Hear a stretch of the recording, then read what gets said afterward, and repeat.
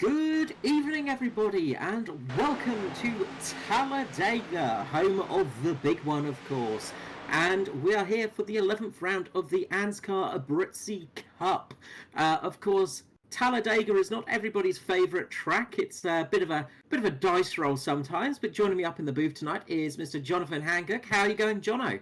I'm doing well, Carl. How are you? I am not too bad, thank you. Not too bad. And of course, we have JP on the cameras as normal.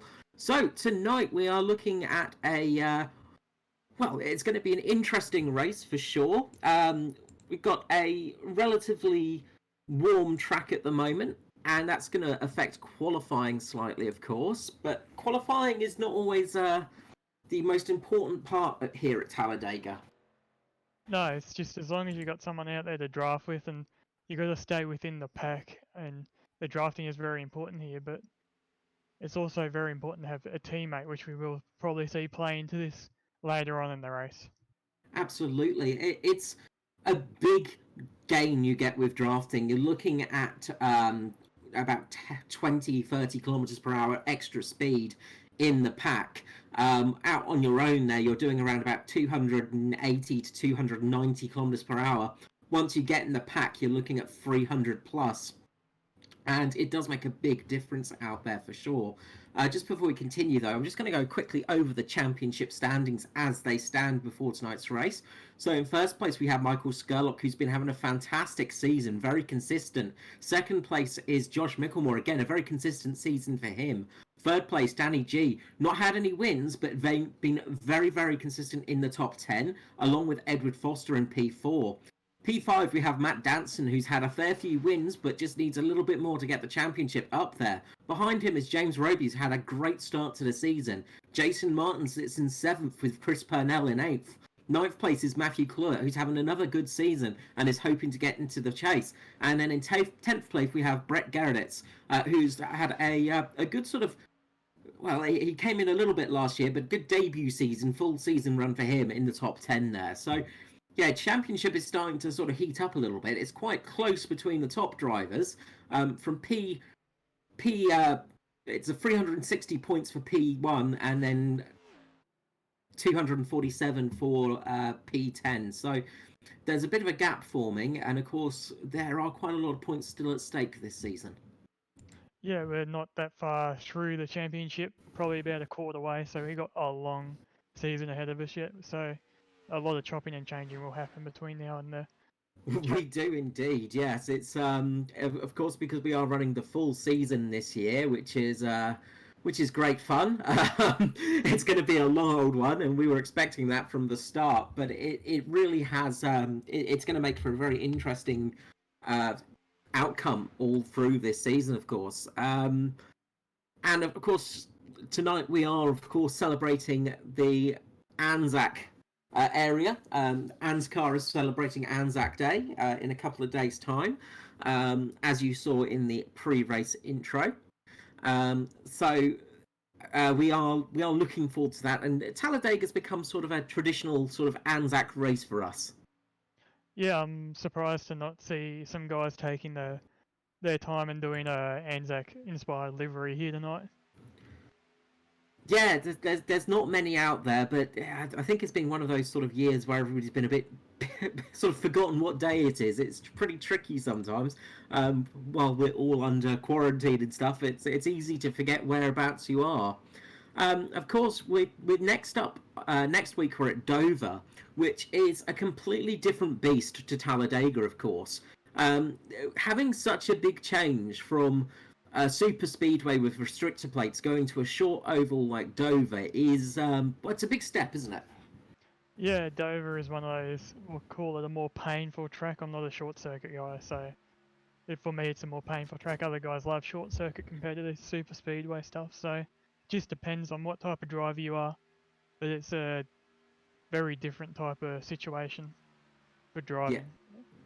Absolutely, and it's a different way of looking after the car, of course. Here on Talladega, it's more of a fuel race than a tyre race, and when you get to Dover, it's more of a tyre race than a fuel race, of course. It's interesting to see, and then we're up in Martinsville after that, which is a track that's not favoured by many drivers. No, it's very slow. A lot of pain. We'll call it. It's painful again. We'll call it a short circuit. So yeah, all those short circuits are painful for most Yeah, drivers anyway.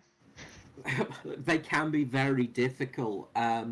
We of course we had the Thunder race on Thursday at um, brain is clicking out there. Charlottesville. Uh, Yep. okay, so practice is over. So we're just going to go into a minute silence here, just to respect all of the all of the Anzacs that have put their life on the line and have done so well for us over the time. So as the drivers head out on the track, we're just going to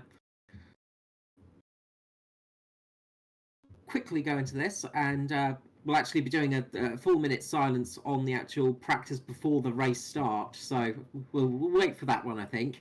But the drivers are going out there at the moment, and just saw.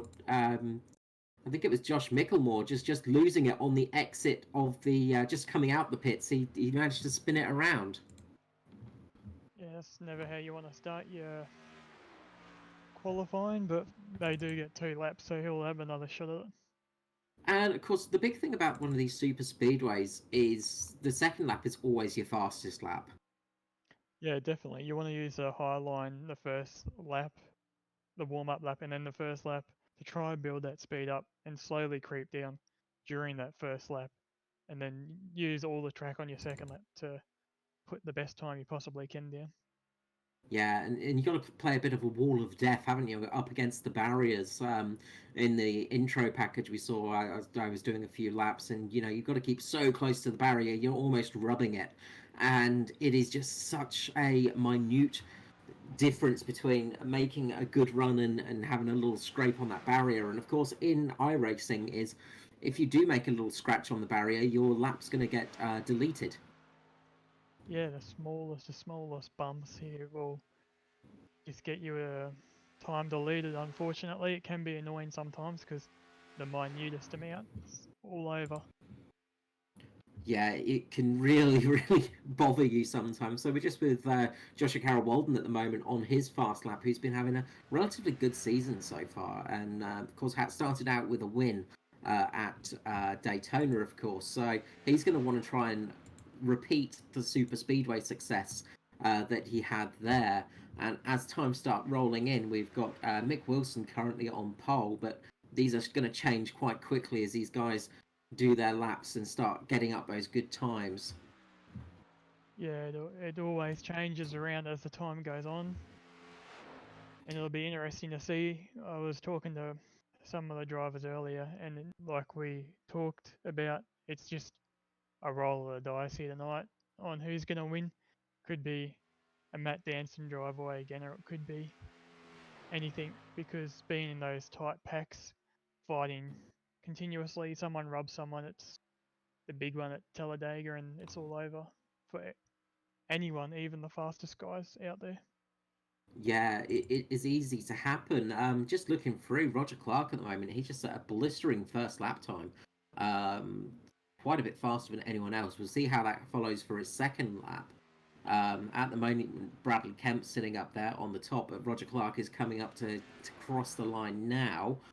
And he has managed to get there on pole with a 50.57, which is actually identical to James Roby. There is 0.001 of a second between him and James Roby at the moment. Jason Hartigan has also got up there as well. Sorry, Jason Hartigan. Sorry, I was looking at the wrong times there. Jason Hartigan there set the fastest time. Absolutely brilliant lap for him there. Just nothing between the two drivers. And Danny G's actually set an identical time to James Roby because he was obviously just a little bit behind. He's actually got himself in third place. Just blistering laps out there though. Yeah, some surprisingly slow laps out there by Edward Foster and Jason Martin. Some of those guys I would have expected to be higher up, but unfortunately haven't been able to qualify higher up. Yeah, you do have to sometimes wonder if they might do a little bit of a lift just to try and qualify a little bit further back, because obviously sometimes it's better to start at the back of the pack.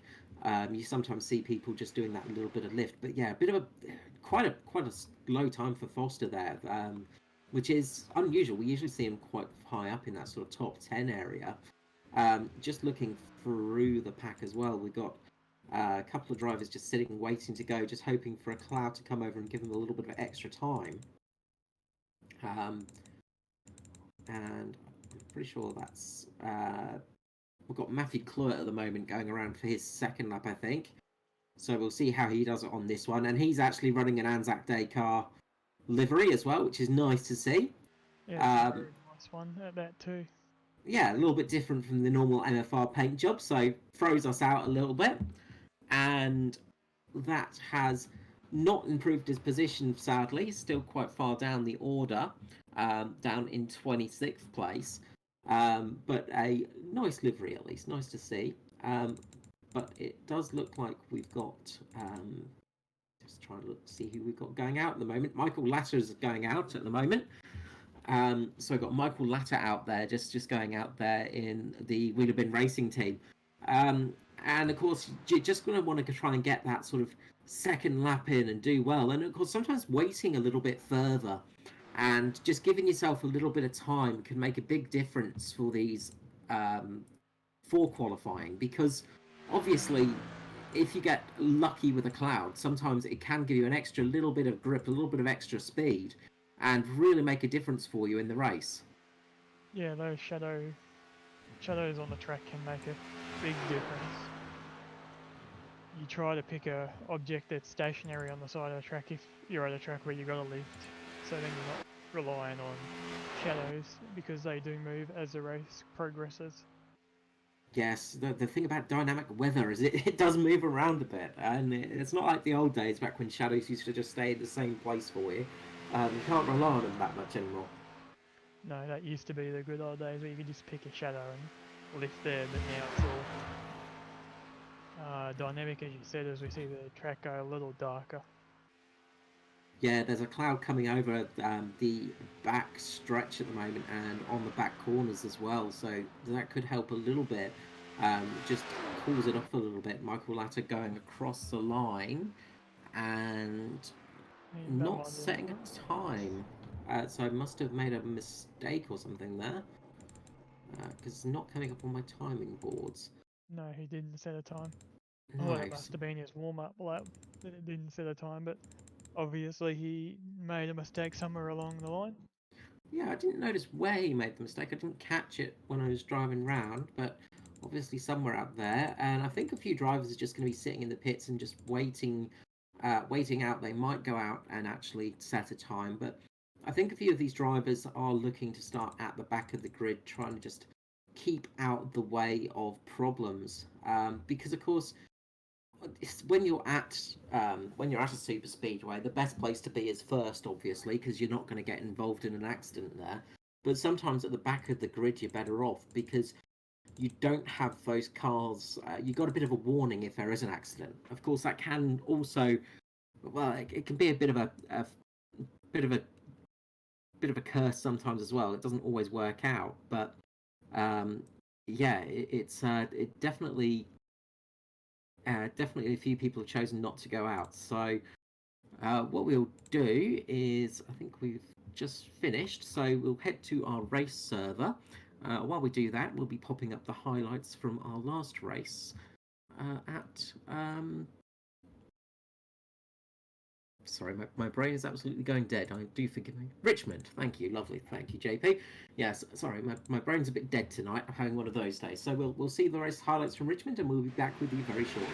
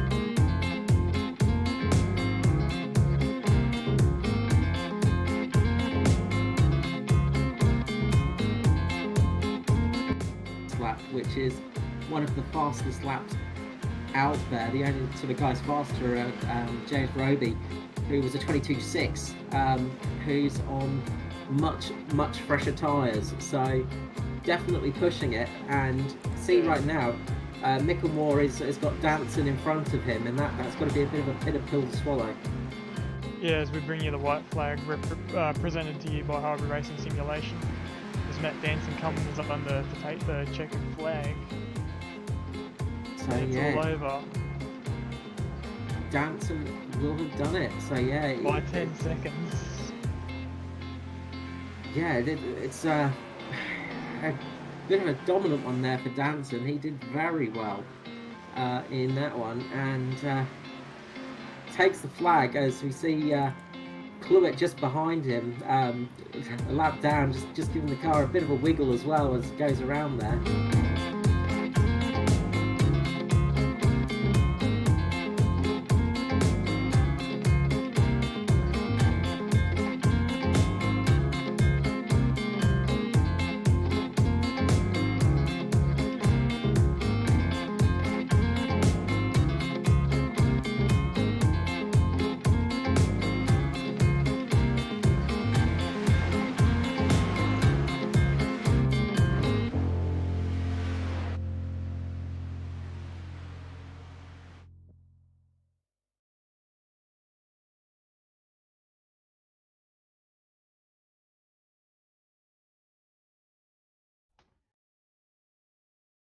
Welcome back, everybody. So we are back for Talladega, of course, and we're back on the race server. So the drivers are going to be popping in for the minute silence, as I say. Track conditions haven't changed really from what we were looking at before. I think there's a slight difference in the wind direction, but nothing too much interesting in that respect. But what we've got to really talk about is Jason Hartigan getting on pole. He's been having a fantastic season for his rookie year. Yeah, he's been having a really good season. He's been doing, well, not just here in Cup, but also in Xfinity and the truck series that they run here at ANZCAR.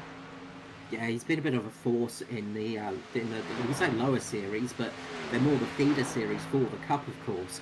And he's been having a great season, and it's not a matter of when, but if. Sorry, it's not a matter of if, but when he gets a win in the Cup Series. Of course, he's not a true rookie because he did race a couple of times last year, but this is his first full season for the Cup, and he's been doing bloody well, as I said. Yeah, he's been doing really well. Last year and won his race on debut, and has now not really slowed down since. No, he's got some serious speed, and it's just that little bit of seasoning, just that little bit of time, just getting used to things. Last time out, of course, he overdid his tyres at Richmond and just sort of lost a little bit there. And it's those little mistakes that are costing him, but he has got the speed where it's needed. And this could be the race where he gets where he gets it done, because super speedways can be one of those races where good things happen, and obviously being in a very strong team as well in JP Simshed, he's got a lot of drivers around him. Yeah, he's got a lot of teammates as we see him out there at the moment, bump drafting with Edward Foster, and as you were saying, he's currently sitting first in the Xfinity series with only one round left to go. Yeah, and you know, he's been doing great in that. And of course, if you are in New Zealand and you want to race, the Xfinity is perfect for you. It's set for New Zealand time. We've been having not a great turnout for the races, around about 12 to 15 drivers most races, which isn't bad, but we would love to see some more. So if you are a Kiwi and looking to drive, then come join us for Xfinity, because it's a great way of learning, and it's a good feeder series to get yourself into the Cup Series and a bit higher up as well. So the drivers are all going to start coming in now for that 1 minute of silence, as we say. And yeah, so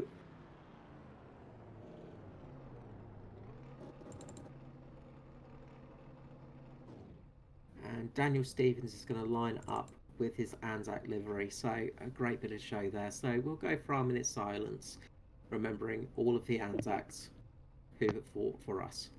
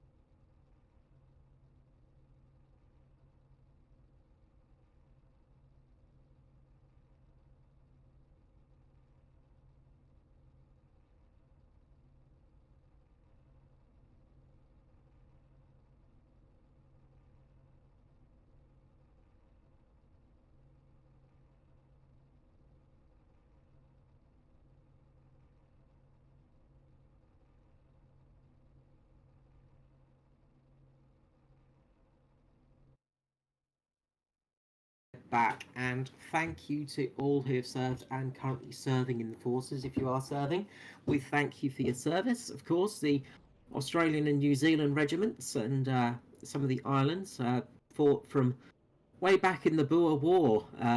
South Australia predominantly, we've got our parade ground in the city where the first sort of Australian soldiers set off for the Boer War back in 1901. And then, of course, kept fighting on, fighting through the First World War, Second World War, the Malaya Crisis, of course, where the Royal Australian Air Force were busy flying the Lincoln bomber to aid in that particular circumstance. And, of course, one of the things most people forget about, things like Vietnam, where the Australian and New Zealand forces served, along with the great Maori and Aboriginal soldiers who fought in the First and Second World War. We do appreciate all that you have done, and thank you very much. And we're going to start our parade lap now, getting ready, our warm-up lap, sorry. So, Jono, if you want to start going through the qualifying positions. Yep, so we've got Jason in first, James Roby in second, Penny G in third. Fourth place we have Barry Neal, with fifth place Joshua Carroll Walden. Sixth is Bradley Allison with Brian Richmond in seventh. Eighth, Stephen Williams with Norman Clark in 9. Good job for Norman there. Roger Clark, his son, in 10th with Bradley Kemp 11th. Daniel Stevens 12th with Raymond Yeager 13th. Rob Fletcher 14th with Josh Micklemore 15th. 16th we have Lindsay Hobbs with 17th Jason Martin. 18th is Michael Skurlock with 18th is Mick Wilson with 19th Michael Skurlock. 20th is Phil Otto with Mark Johansson in 21st. 22nd is Shea Thompson with Tristan Koch 23rd. 24th Moko Dornak with Edward Foster in 25th. 26th Matthew Clerk with Matt Hunter next to him 27th. 28th is Matt Dance and Hamish Gallagher 29th. 30th is Dave Douglas, Riley Curtis 31st. Michael Ladderer and Stephen Black in 33rd, rounding us out. So we're going to go around and get ready for this one.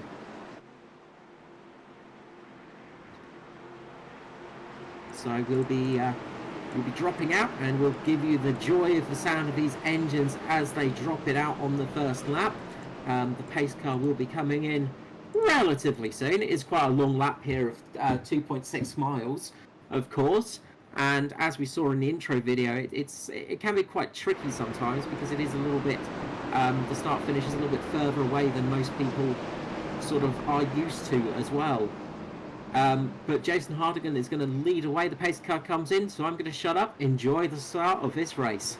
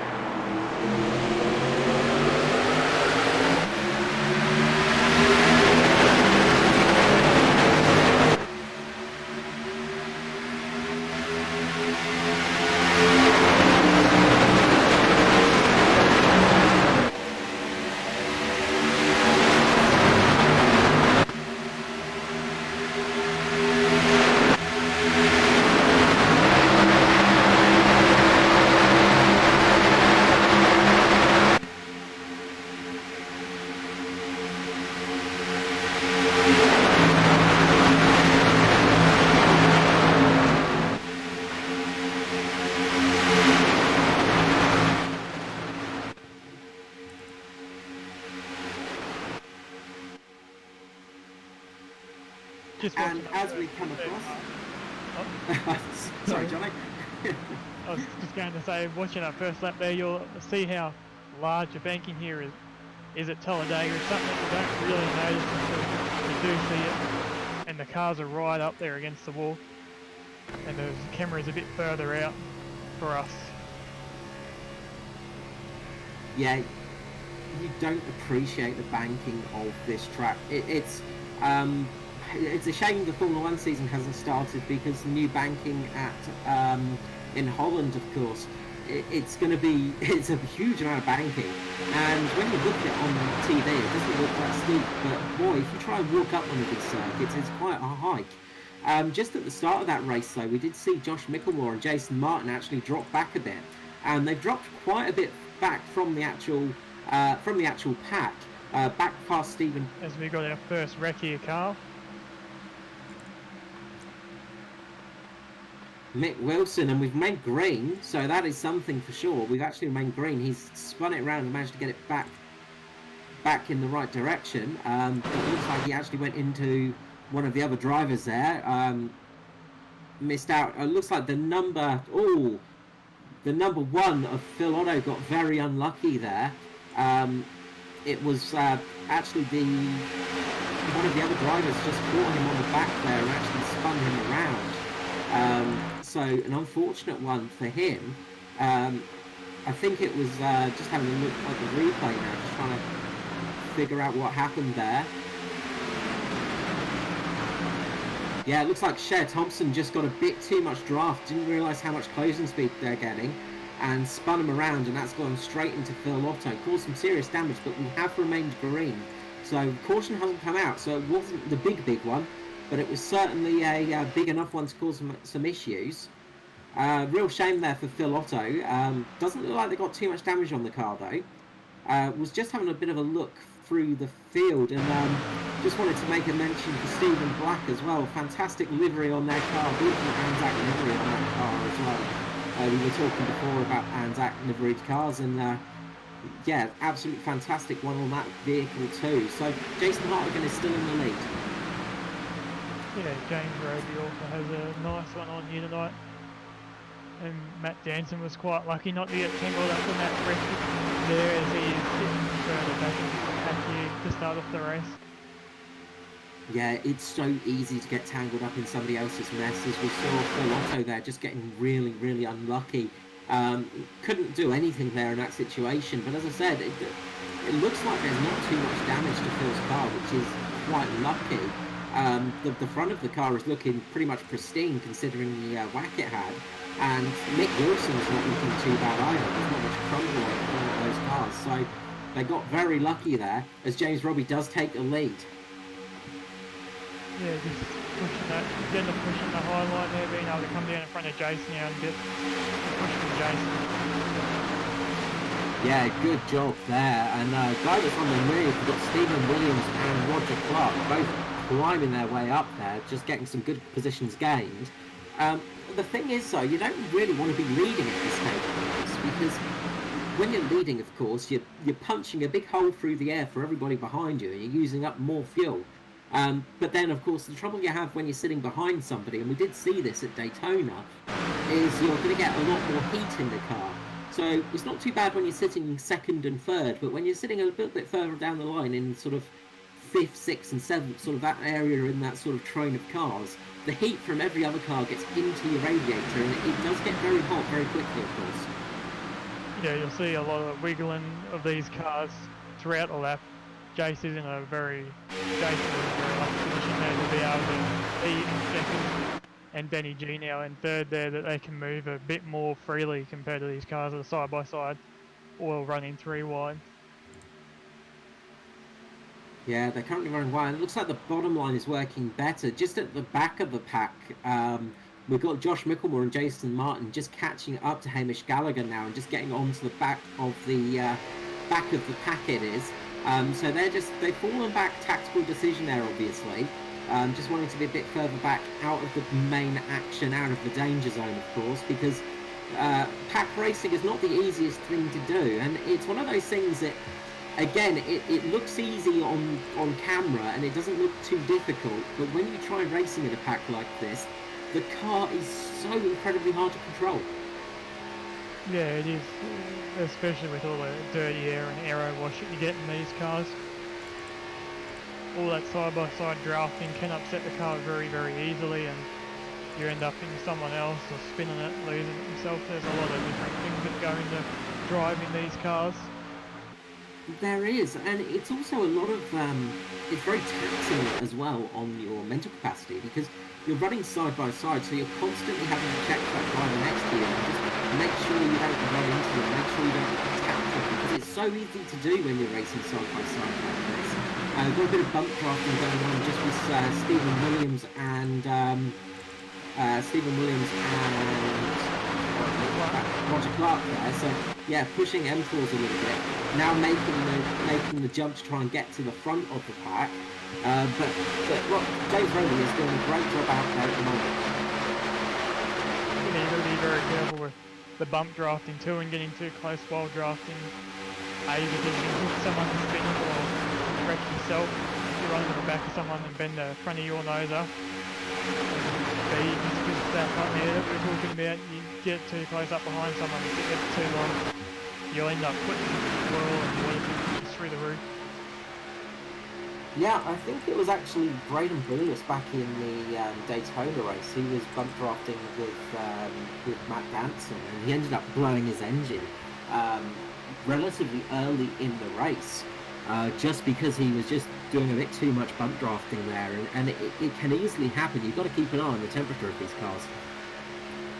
Yeah, you've got to be actively checking. As we're going 4 wide down the back straight at the moment. Just in the midfield, Rob Fletcher, a few cars there as we go up high there. Pretty risky stuff there. Cher Thompson there just getting right on the outside of the sort of 4 wide cars we had on the back straight there. Yeah, pretty scary stuff when you're running 4 wide, even though it looks very wide out here. When you've got 4 cars side by side, it's not very fun. You move too much into someone. It's not. And Roger Clark, we're running 3 wide through the first corner, and it's getting very, very risky out there as Stephen Williams gets a little bit loose from that, has gone up a bit high, and that's let Roger Clark through. Matt Danson through, he's running the black car today, just completely throws me out, changing his livery. I will shake my fist at him for that one. But he's managed to get through there. There was very, very almost an instant there. Those guys were running very loose there. Those cars did not look fun to drive. Yeah, it's interesting there. Matt pushing his way through the pack as he always does and getting up there, but he pushed the drafting partner away as he was doing that, and you can see how far back Stevens has fallen because of that now, and it's just given that inside line a lot better run at the moment because they're not all backing up onto each other in the outside line there. No, and Mick Wilson just going a lap down now, just staying up high, just sort of keeping out the way, just making sure not to get in the way of everybody. Good job from him. But he's going to be able to slide down into this pack now, just keep running. But yeah, it's so you can lose positions so quickly in these packs. It's just such a strange thing. There's not much you can do when things don't go your way. But Matt Danson's managed to get from 28th to 6th in this short time. In 13 laps, he's done it, which is just a testament to his skill of racing through the pack. Very, very good at it. Another driver that's doing well is Edward Foster down in 13th place. He started 25th and he's managed to work his way up to 13th now. So they're all starting to work their way up, starting to move their positions and get into a bit more of a comfortable position now. Yeah, it's a testament to the drivers that we do have here and the skill level of drivers and quality over quantity here at ANZCAR. And a big moment there as Barry Neal goes sideways. He just gets caught, goes sideways, manages to keep the car somehow. Foster just getting into the side of him there. Maybe Neil just came down a little bit, just going to have a little bit of a look back at that one. But just went into the side of Foster. Foster running up a little bit high, spins Neil around slightly, but then luckily is in the position where he can actually put Neil back in the right direction. So very, very good car control there from Neil, and a big crash at the front. James Robbie's gone round, and that's a big one. We're in for the big one. A lot of drivers involved in that one.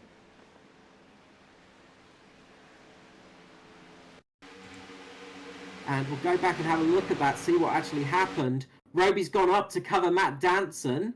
Danson's gone up high, and then Jason Hartigan's come through, and he's ping-ponged himself between... Norman Clark, ping-ponged himself a little bit. And one of the other Simshed drivers, I think it was, just having a look at that one. And Ed Foster... Quite a few drivers getting involved in that one. So it looks like Joshua Carroll Walden is the one that got sort of involved in that bit. He sort of got he tried to go forward the middle to pass, and ended up getting ping-ponged a little bit, I think. So just trying to have a look to see exactly what happened there. It's sometimes tricky to get all of that there.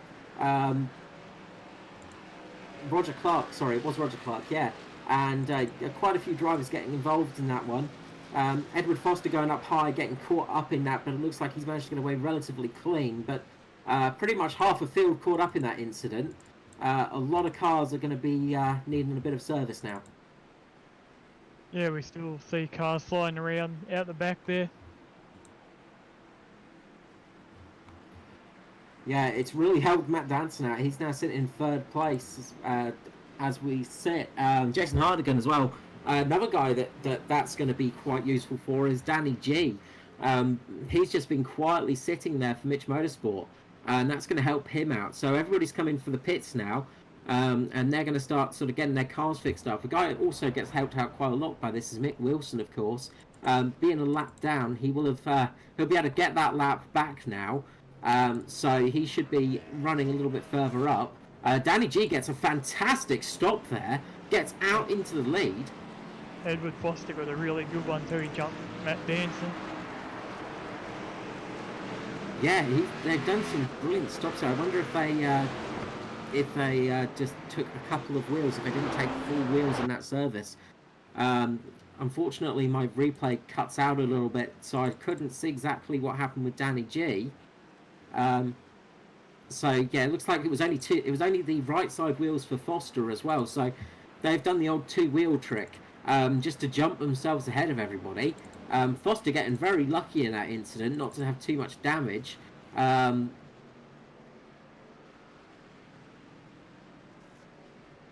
it was an 8.6 second pit stop for Danny G and a 10.8 for Jason Hartigan. You can really see the stop times there. Danson had a 14.3, a bit of a horror stop for him, and that's dropped him down to 7th. But those guys are now on full fresh tyres, but is that going to be enough of the benefit to help them? From what we could see in testing and driving around a bit earlier on, the inside tyres weren't taking too much stress, it was just those outside tyres.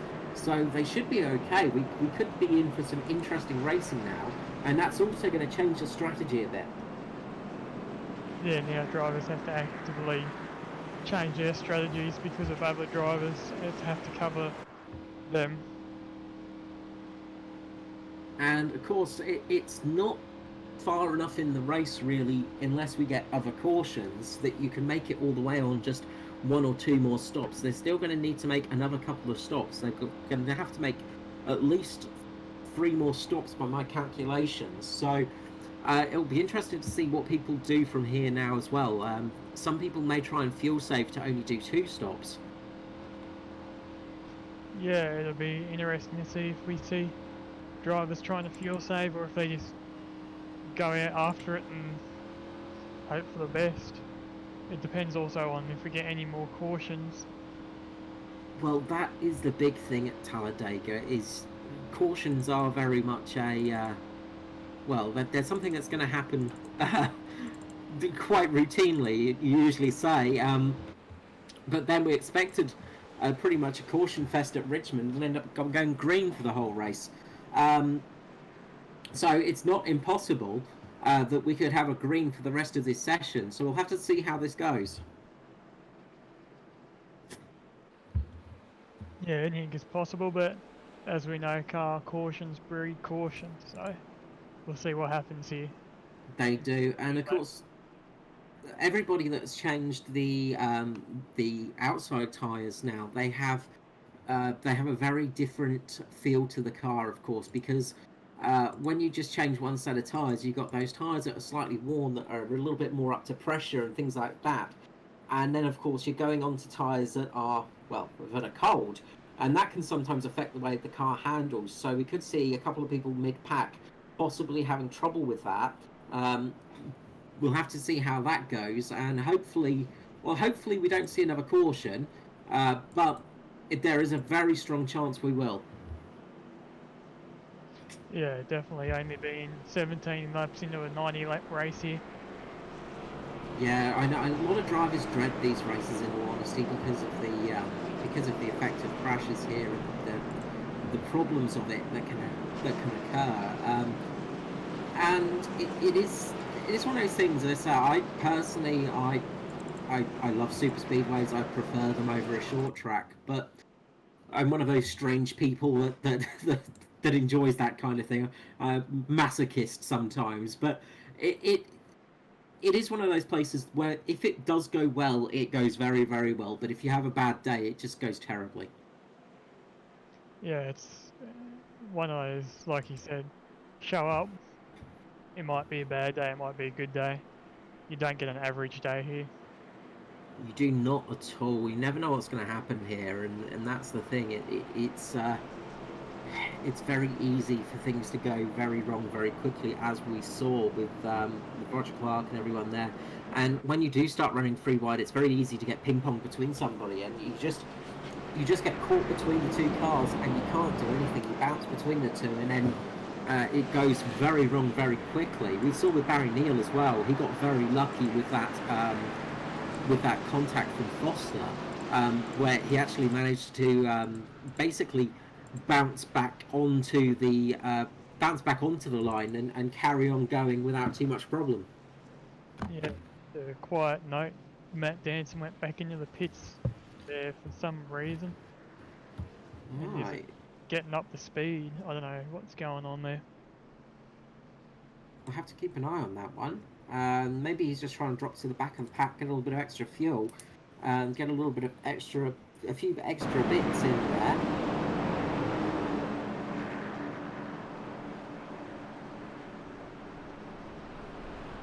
As we will see him go green this time by. Back to green flag racing, and yeah, it's gonna be a big one. How will Danny G's restart go? He's going to be starting on those not so fresh tyres on the inside, so will that affect his restart? Is this going to help Jason Hartigan? We did see that outside line be strong right at the start and then kind of fall away as it went on, but we'll see how it plays out here. Yeah, it did start out quite strong and then it fell off quite quickly. The inside line did seem to be the better line, but we'll have to see how it goes here. And as is in my contract, once we get back to green, we'll have to say the words to get it back to racing, but we'll have to wait for that as the pace car comes around.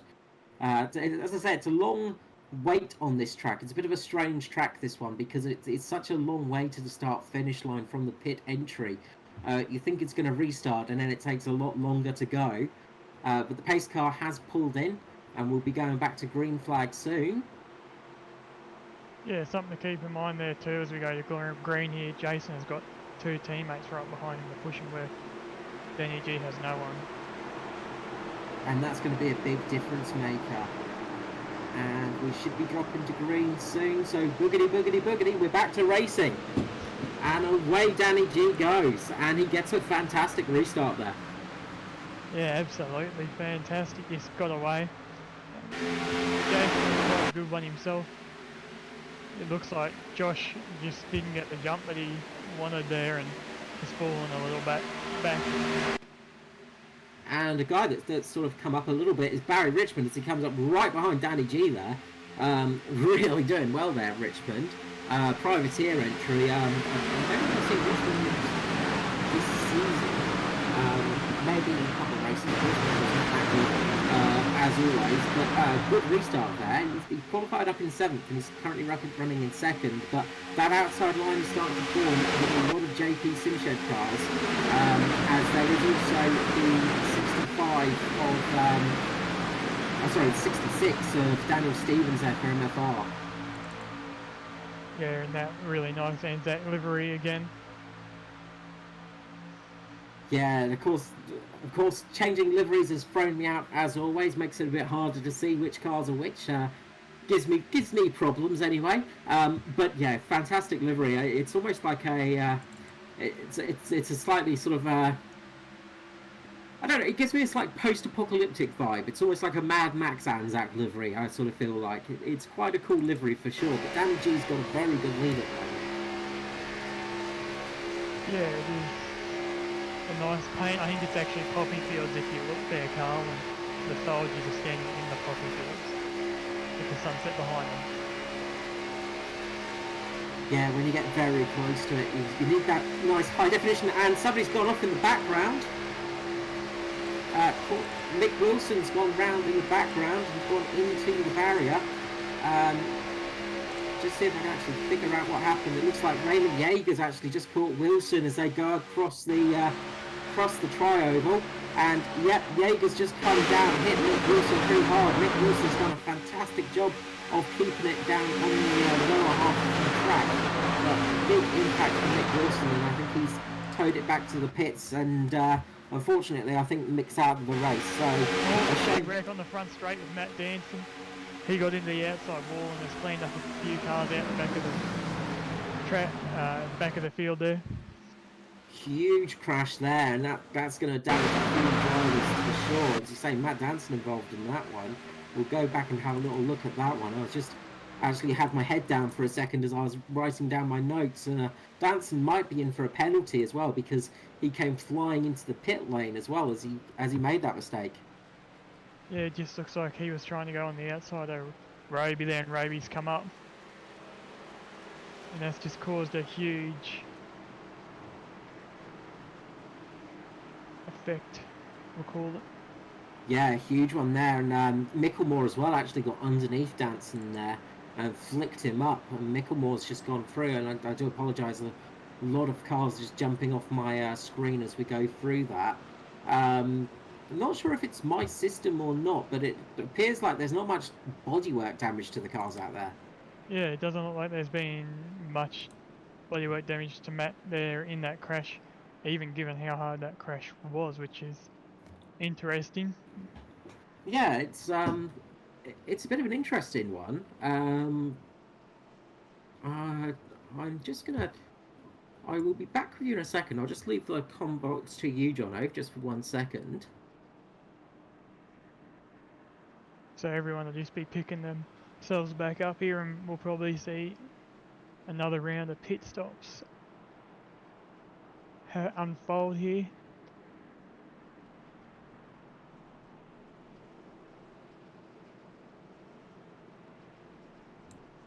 Okay, so yep. Sorry, yeah, damage is actually turned off for this one, so we've got no damage on the cars. So just to help out with the race, so there is an incident point limit, but damage is off. So that's going to help a lot of drivers out for sure. Yeah, that's quite an interesting decision there. Not sure if it was a mistake or a intended decision. Something that you brought up before and is interesting. You see a black Matt Danson car, I see a blue one. So you've got to him love and his liveries. Yeah, he's like Sebastian Vettel back in 2012 and 2013. A different helmet for every race and every practice, qualifying and race session. Which does throw things out a bit. I guess if you can get it out of the sponsors, why not, right? A bit of extra sponsorship, yeah, for sure. Better be careful what I say. But of course, no damage is going to really help out these drivers that were involved in that incident, because well, they're not going to suffer from it. They're basically getting away scot-free. And of course, there is an instant point limit. So if you do go over those instant points, you are going to get knocked out, unfortunately. But it is it's interesting to have no damage on because it's basically pure racing from here on out. Yeah, it is just now race. Don't worry about wrecking the car too much because when that first accident happened, I thought there would have been a fair few a few less JP Simshed cars up the front there looking at it. But now that you say that there's no damage, that makes a lot more sense. As we Yeah, see Danny G flicking a bit at the moment. yeah, it confused me a little bit there. But the incident counter for DQ is 16, I think. So you know you've got a couple of chances, but if you do keep doing it, you're going to get knocked out. Yeah, I think it's 16 for a drosser and 18 ender. You got to park it up. I think Yeah. I could be wrong. So it's not a free for all. Everybody crash into each other, but obviously with damage turned off, this means that Talladega has become a bit of a it gives you more of a chance because when you do get caught up in that big one, you're not going to get knocked out of the race, and it's not going to be it's not as much heartbreak as we saw with Josh Micklemore because he got caught up in that incident with Matt Danson landing on top of him, and that would normally have knocked you out of the race. But of course, no damage now means that you're going to be a bit safer. Yeah, it means that you can push a little harder than you normally would, knowing that, okay, there might be as much danger in damaging the car. Gives people a bit of a chance, which is what we like to see. So yeah, it's going to be an interesting one. So pace car should be going around for a couple more laps, and then it will be popping in. And as my system plays around a little bit, as we come on to lap 24. So lap 25, we should be going back to green. But so far, it's looking good for Danny G. Yeah, he's had a clean race out the front there all night so far, which is great for him. Yeah, Danny G, I think he got the win in the trucks, or was it? I think it was the trucks this week. Yep. Got his first win of the 2020 season. So he's looking to actually convert that into a cup win as well. Luck hasn't been all Danny G's way, unfortunately, which is it's strange to say because Danny G has been very consistent in the championship. As I say, he's sitting up there, I think, in third place. He's been very good consistent wise, but not getting those wins. And it seems to be the case in that sort of Mitch Motorsport team of Josh Micklemore and Jason Martin tend to be the slightly stronger drivers for wins over Danny G. And not saying that in a mean way, but Danny G is the driver that tends to be a little bit more consistent, but doesn't tend to get those first places.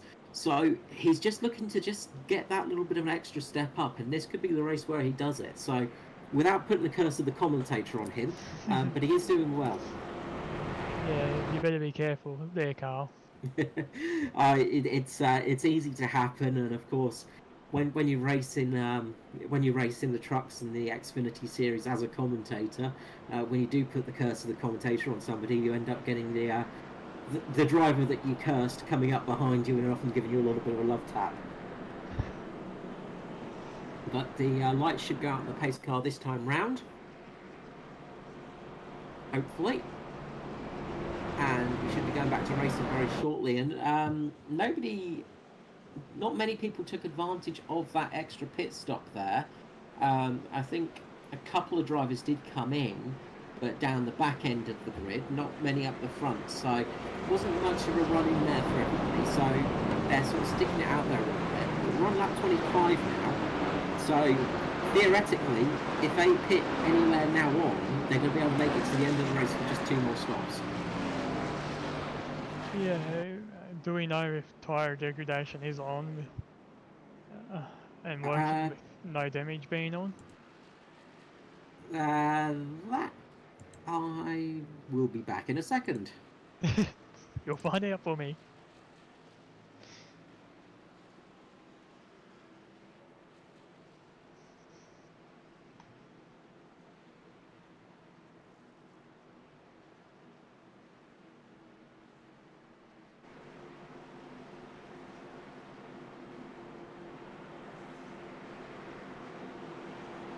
So these are being very long, slow laps here for the drivers on the caution as we are getting ready to go. We are. So yeah, tyre degradation is on, but it doesn't really do anything on this track. The drivers are just saying that there's not much going on with tyre deg. It is purely on fuel. So fuel-wise, we are looking at that sort of. If we get another caution out in the next 5 or 10 laps, people will pit, and they'll be doing a free stopper from there, because you can get about 35 laps. Yeah, 35 laps with the fuel. So we've got a bit of a JP Simshed train on the outside now, with Hartigan, Carol Walden Foster there, and then Norman Clark just not quite in the train at the moment, but getting there. So the JP Simshed boys are looking quite good at the moment. They could start pulling away a little bit if they manage to get this restart well. Yeah, someone who's sitting quietly just behind those guys in a good position is Bradley Ellison. Being a rookie this year, he's done quite well for himself. And we are back to green, and away they go. And Danny G doesn't get as good a restart as last time, as we get a good push from Jason Hartigan. He's getting a lovely bit of push from his teammate Joshua Carroll Walden. Yeah, Bradley Allison has been a bit of a star this year. We've got the two Allison rookies this season. Bradley Allison has been very consistent and been doing very well. He's really showing himself as a talented driver, as Jason Hartigan gets in the lead, drops down in front of Danny G, and now that outside line is getting a bit of a push from Allison, Foster and Carol Walden, but they're going to want to try and get a little bit more people behind them to help them out, because they're starting to drop back a bit. Yeah, and that's the difference between being on the outside line sometimes. There's just not as many people on that outside line willing to take that risk. As you see now, Dan his way back up through the field again. Yeah, forcing his way back up there, and they're going free wide. Bradley Allison on the outside there. And yeah, a lot of people, a little bit of a rub there between Allison and Danson, I think. Just a slight bit of door rubbing there. Personally, I prefer the outside line at Dega. But the inside line is definitely quicker, as Barry Neal is sitting up there on the outside. Quite a bit of marbles on the front of his car. It's not looking as clean as it did at the start of the race, but he's still got some serious pace in there. That Golf Livery car is looking great. Really love the blue and the orange in there. But Jason Hartigan has managed to get back in the lead and is holding the position well. Yeah, he's doing quite well to stay out in front there, and him and Benny G just got that little gap there. That little bit of breathing space, which is nice to have, and it just gives you that option, just so you've got that as Skurlock in the polka dot car is climbing up the outside there, right on the outside, playing a bit of wall of death on the outside line there, beside Barry Neal. And he's just trying to get that side draft, but it looks like he's not working out so well for him. He's going to have to drop back in. He's going to drop in, and it looks like Josh Mickelmore is going to get down underneath him, get through past Skurlock. And Skurlock's lost a lot of positions from that. And now Dave Douglas is coming up behind him to give him a bit of help. But the outside line is working again, and this is pushing Danny G along now. Danny G is getting the help from Joshua Carroll Walden. So the teammates are actually sort of hurting Jason Hartigan here, just helping his opposition get in front of him. But as we say, with fuel mileage, it is quite good to have that second place, because you're not going to use it as much. The third line is now forming. We've got Dave Douglas, Michael Skurlock, and Josh Mickelmore out there, and they're starting to push themselves along quite well. We're running 3 wide at the moment. Yeah, we're seeing that third line like it's slowly falling up here. And it looks like Foster's trying to take advantage of it now. He's dropped out into that third line, trying to get a bit of air on there. And it looks like Roger Clark's come out there as well to join him. So that third line is starting to form up. So we might be running 3 wide here. 3 wide at Dega. What could go wrong? Not much. Somebody's either going to come out as a knight or as a squire in this one. Then it could come from 0 to hero, but it's going to be a tricky one for sure. Yeah, it'll be definitely quite tricky and quite scary, as we see Matt still all over the back of that 66 there, trying to find a way. He's trying his hardest. Pushing his lack a little bit there, trying to cut up in front of JCW. Yeah, he's just getting up there, and he's just managed to get on the outside of Stevens, and he's got up into that second line, and that's helping him a lot. Third line doesn't seem to have too much speed, but it's not dropping back much. It's not losing speed, but it's not really gaining an advantage as Matt Danson goes up high, gets slightly pushed out the line, and he's just having to use that side draft now. He's going to try and get in front of Jason Hartigan here as we go 3 wide across the start-finish straight as they're all battling for position. Matt Danson's on the outside. Jason Hartigan's managed to take back the lead. This pack racing is brilliant. This is what we want to see at Dega. Yeah, definitely some big moves there from Jason, pushing Matt out of the road there, forcing the issue to get him up out of the pack and using his teammate JCW to get back in front of Denny G there. Yeah, and I think the drivers are just having a little bit more of a bravery pill because of that, of not having that damage. They're a little bit more feisty out there for sure than normal, but they're still not. You've still got to be careful. You can still easily get done on points and things like that. But we're seeing some great pack racing here, and this is what we want to see. This is restricted plate racing at its best, as Danny G gets back into the lead as they're 5 wide across the start-finish line there for a moment. As one of the lap cars goes down, Matt Danson is very high. He's almost touching the wall up there. He's getting the side draft at the moment. Boy, I don't know where to look at the moment. There's just so much action at the front of this pack. Yeah, Matt would definitely be trying to get right up against that wall too to get the better run on the front and back stretch there with, again, the 2 JP Simshed cars behind him. And of course, getting up close to the wall, that's an advantage because it helps with the aerodynamics of the car, doesn't it? Yeah. And it's what we see here, and it's one of the reasons you want to stick close to that wall. It's almost like giving yourself a little bit of a draft there, as Danny G has really taken the lead, but Joshua Carroll-Walden is fighting hard for that second place at the moment, sitting out there on that second line. That third line is still definitely there with Matt Danson in front of Edward Foster. Boy, oh boy, this pack racing is not holding up. There is action all across the field, and there's quite a lot of action back down as well. I mean, we're keeping our eyes at the front of the pack at the moment, but it's all over the place. There is racing going on everywhere. It's open season for watching racing at the moment because it's all across the track. Yeah, when there's 3 wide, you've got to understand that's a lot of positions all the way back then. You're talking 9 to 3 rows. So you take that mass and do it a few times, and you've got a lot of drivers in a very small spot. Well, that's it. It's pretty much the top 20 are within, top 20 are within a second of each other, which is nothing. It's such little time. And just reporting, Mick Wilson is back on the track, so good to see he's back out there. He's 3 laps down, but he's managed to get back out there. So we've still got a full roster of drivers out there. Yeah, it is good to see, especially with there being no damage. No one should really be parking it up tonight unless they have what we call technical issues.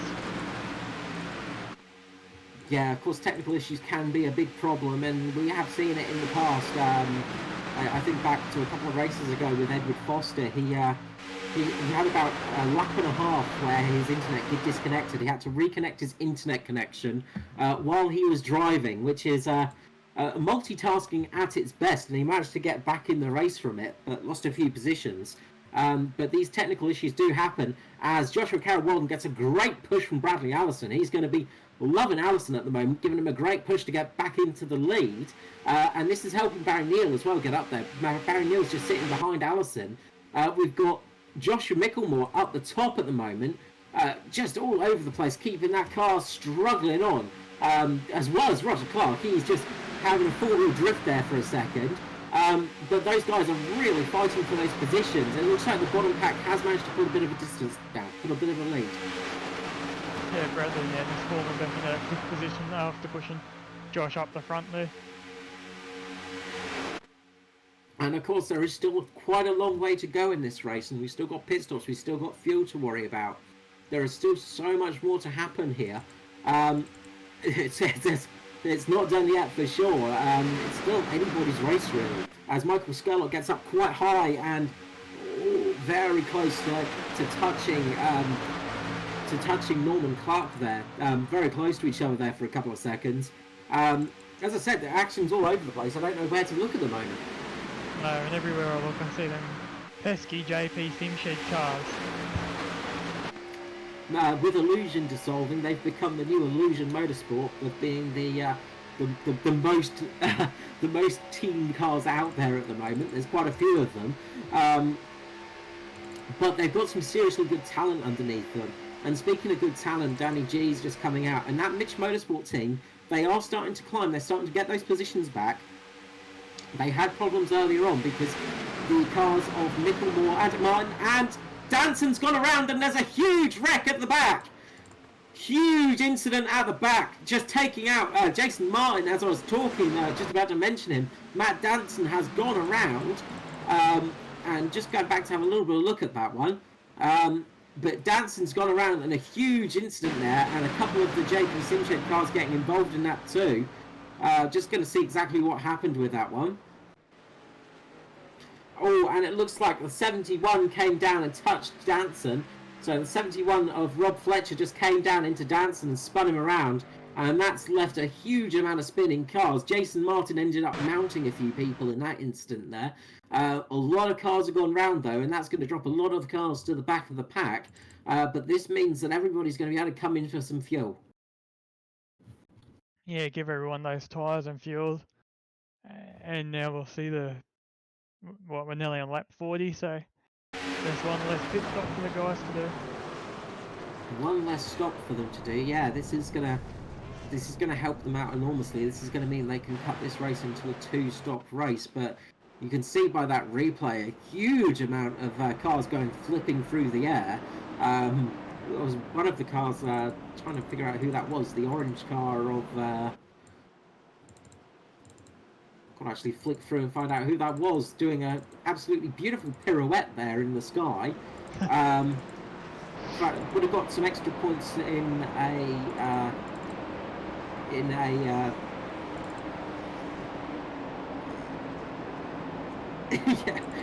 Ballet Society. Would have got a fantastic result in that, and we're coming in for the pit stops now, so everybody's coming in. Let's see what happens. Now, well, under yellow here. Carl, do you want to take a gamble yet that we're nearly halfway through it? Who's going to come out on top? If I make a gamble, it's always going to go wrong, but I think everybody's going to change for 4 tyres. It looks like, oh, it's very close between the car Danny G and Hartigan, but I think Danny G just had it. So good.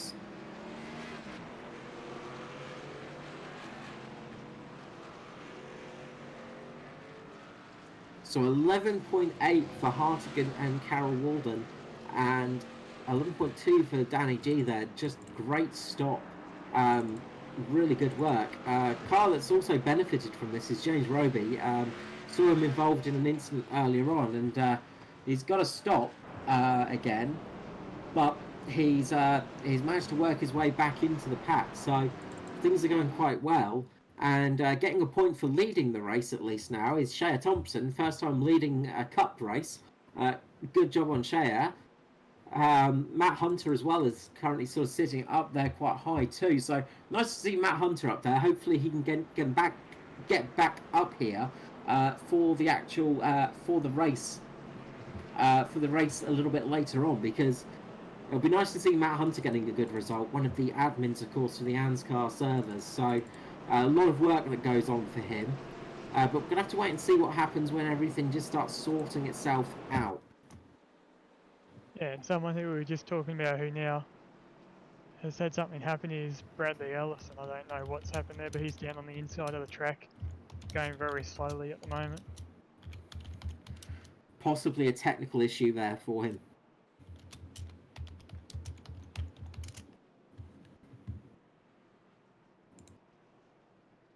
So yeah, we'll have to see what happens there for him. Hopefully, it's not a terminal issue for Allison, because it would be nice to see him getting back up there. Yeah, it would be good to see him get back up there, but it might have just been the end of the longest line. Maybe he got done for speeding on pit road there. May well done indeed. So well run to caution. I'm just going to go through the actual standings as it is. Yep, so we got Shea Thompson in first, Matt Hunter in second, James Roby in third, Joshua Carrawald in fourth, Denny G fifth, Jason Hardigan. As it's all sorting itself out. The timing, I apologise.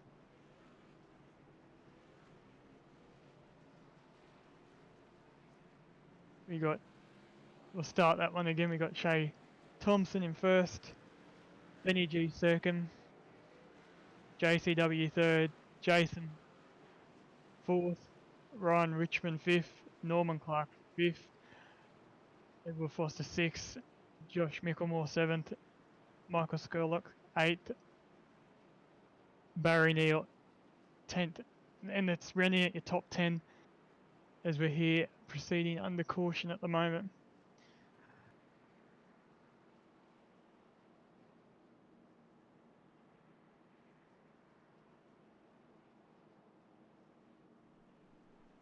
So we've got again Shea Thompson up the front there, he's had a few good races here and there throughout the season. How are you going there? Thought I'd jump in and say hello. How are you going, JP? Really well. Thought I'd get out of the booth and come and say hello and get in on some of the action tonight. Yeah, well, your cars are doing quite well out there tonight. They're not doing too badly at all. As a matter of fact, I was going to try and see if I could grab one of the drivers and maybe have a chat to them. I'm not quite sure whether we can, though. We'll see how far away we are to restarting the race. Lights are still on the safety car, so I might jump into the sim shed server and have a sneaky chat to the guys. All right. Well, we're going to have one more lap at least under the pace car, so we'll have a little bit of time for that at least. I'll jump in the sim shed server and I'll talk to the fellas. Hey there, fellas, you're on air. Hello. Hello, everyone. Hi. Thought I'd jump in and see how you're going. You guys are seeming to have a fairly good race at the moment. Yeah, we are. We're just playing the cards while the circumstances at the moment, but there's still 50 laps to go, so this isn't going to mean anything if we're not up there at the end. 100%, a lot of racing left to go. Are you finding that there's one line that's probably suiting you guys more than another, or?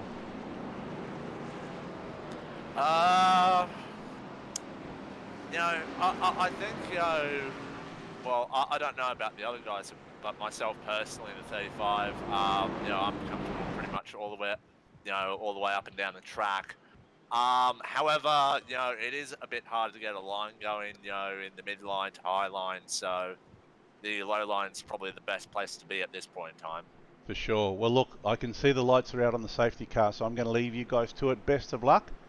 And I'll go quiet again and leave it to Jono and Carl to do the commentary.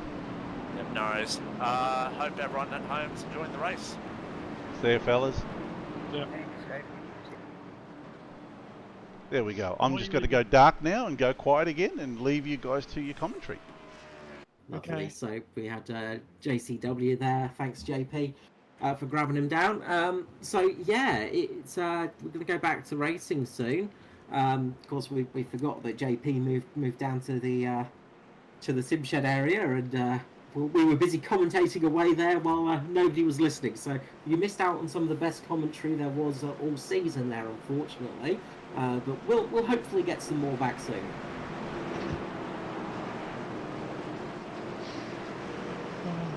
So back to green, and well, what are we going to see? I mean, It's the racing has been very intense. My throat is sore at the moment, and we're just sort of we're just getting halfway through. It's just yeah, it's been one hell of a race so far.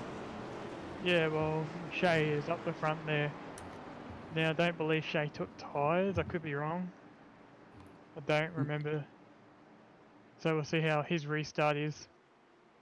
Yeah, it's going to be interesting there. Shay, again, rookie there, gained quite a few positions, and also um, just looking at the actual areas, we've got Danny G up there. So Shay, this is going to be the first time taking a restart in the Cup Series. So we'll have to see how Shay does in this one. And green it goes. Good restart there by Shay Thompson. Manages to drop the hammer well, get a good lead away from the car behind him, Joshua Carroll-Wallen. Danny G has just fallen back a little bit and got Jason Hartigan behind him just trying to push. Jason Hartigan drops down and goes to his teammate, stops helping out his teammate, pushing him forwards. They're going to come forwards very quickly on Shay Thompson, and all very close there between Hartigan and Danny G, trying to get outside of that line. Yeah, maybe trying to give Danny G a bit of a push up the track there to give a bit more room to himself and his teammate to get out front there. Really trying very hard to muscling their way through as well is Michael Skurlock, pushing the way through, getting out sort of midline, working very well. Good restart there by Skurlock. We're going to see how much this tyre degradation is going to affect Shay Thompson right now, because not taking tyres doesn't seem to have affected them too much, because still got some relatively good pace out there. Yeah, he'd be getting that push from JCW there, which would be really, really helping him out at this point in time, but he mightn't be able to hold it up there for as long as he would like. No, and another guy that's doing quite well as well, another new face is Brian Richmond, sitting up there on the outside line in front of, he managed to get himself in front of Danny G there. So we've got a few new faces up at the front here, which is what we love to see. It's great having some new faces in the top sort of area of the Cup race. And this is the kind of thing you can get from these super speedways, these restrictor plate races, because they can be a bit chaotic. Yeah, that can be for sure. It's very interesting to see how these races play out. Indeed. And looks like people are just settling in a little bit now. Not quite as frantic as it was on the last restart, but things can always change. That second line is looking to try and break out into a third line maybe. They're pushing along Brian Richmond quite well at the moment. But Shay has got a good lead as it stands, so want to sort of sit in this position for a while, pick up a few bonus points for leading as well. Yeah, just sitting up there, getting those bonus points can add up over time.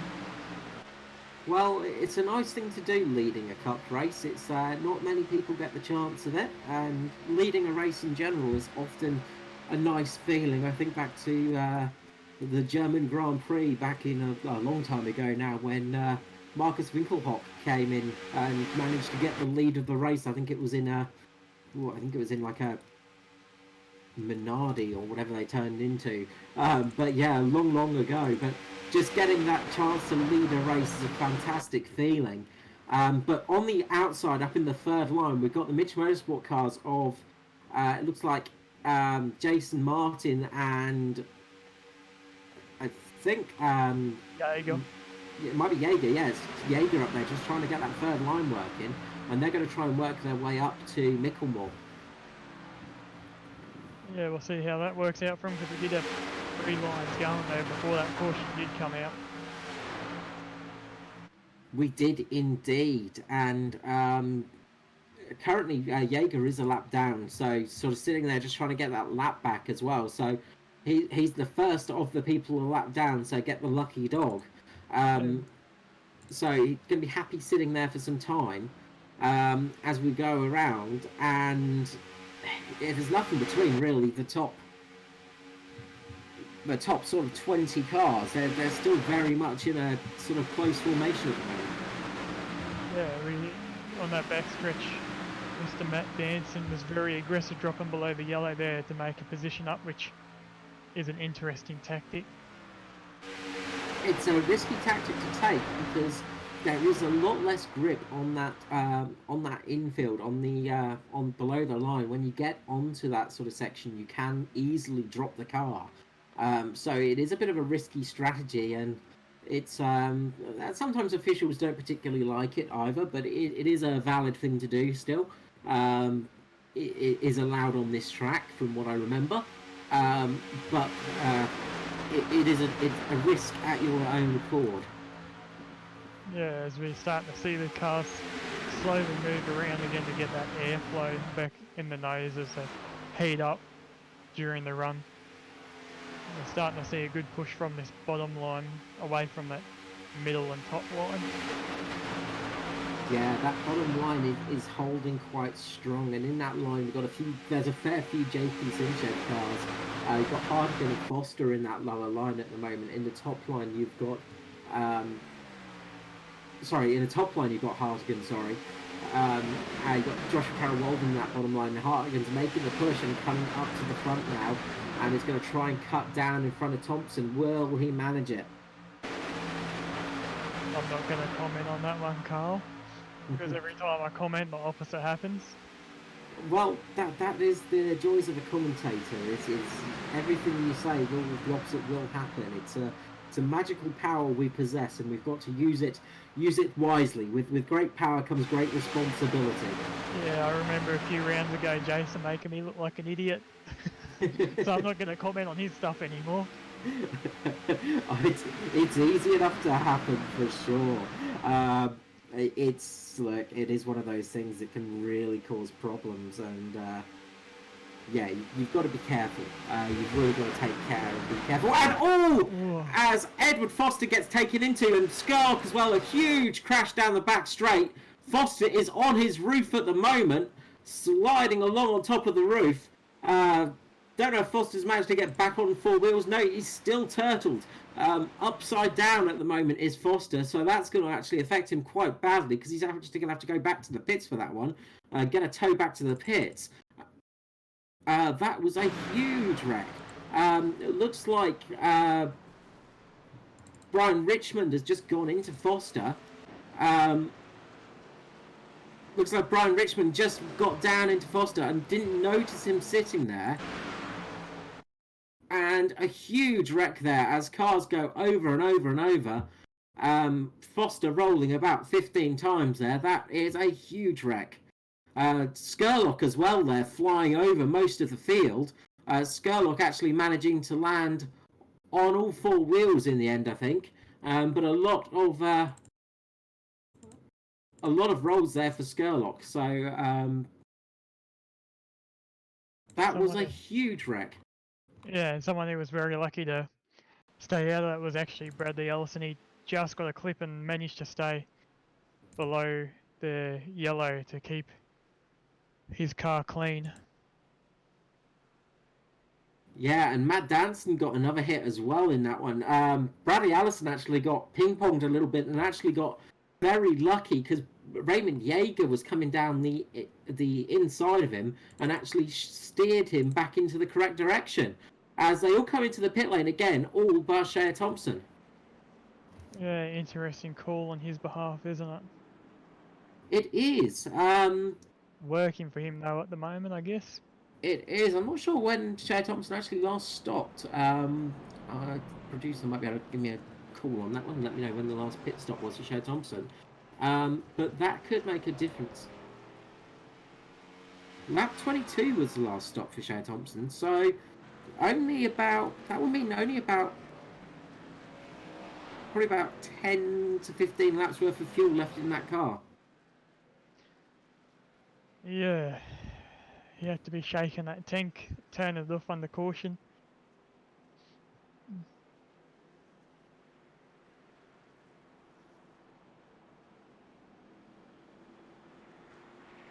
A sub 7 second pit stop for Danny G, blistering stop there. He must be playing his crew a little bit extra tonight.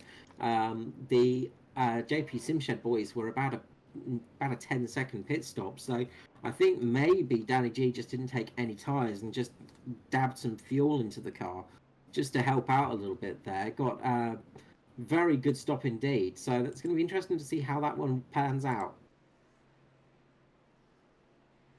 Yeah, it will be interesting to see how it all plays out here in the last half of this race. And another person that's made up some good positions is Matt Hunter, and again, I think Matt Hunter didn't end up stopping, so Matt Hunter stayed out there and has gained some positions. So that's quite good for Hunter there.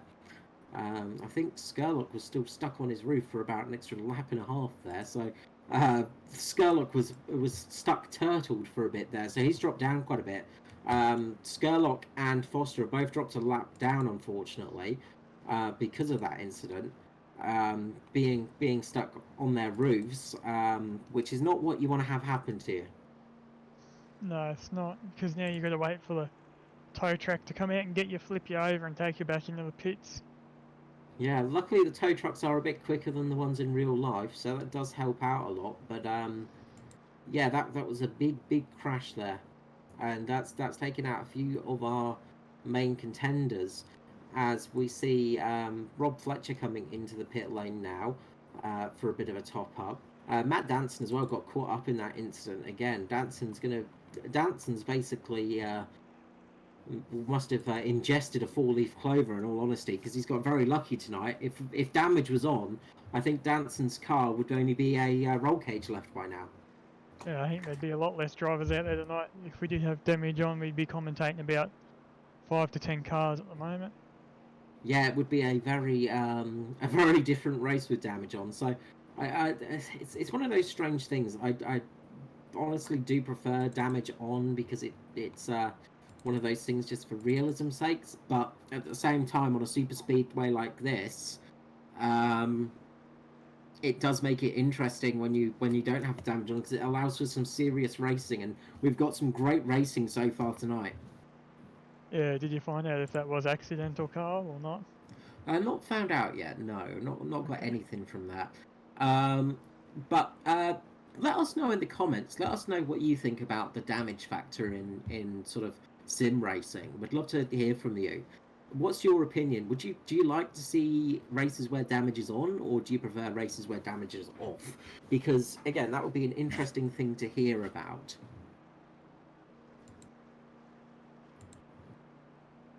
And what I might do is I'll be back in one moment.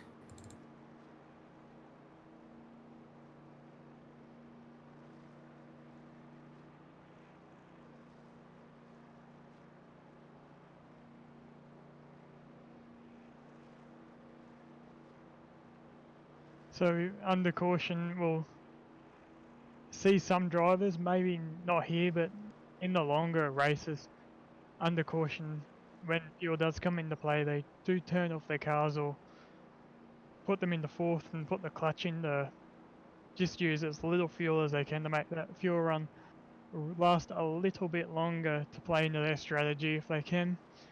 But it's all driver preference on how they do it, and obviously strategy and how it plays out throughout the race.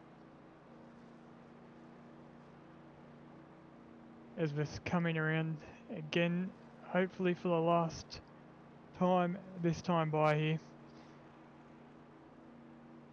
as we see some of the back markers going in for a pit service.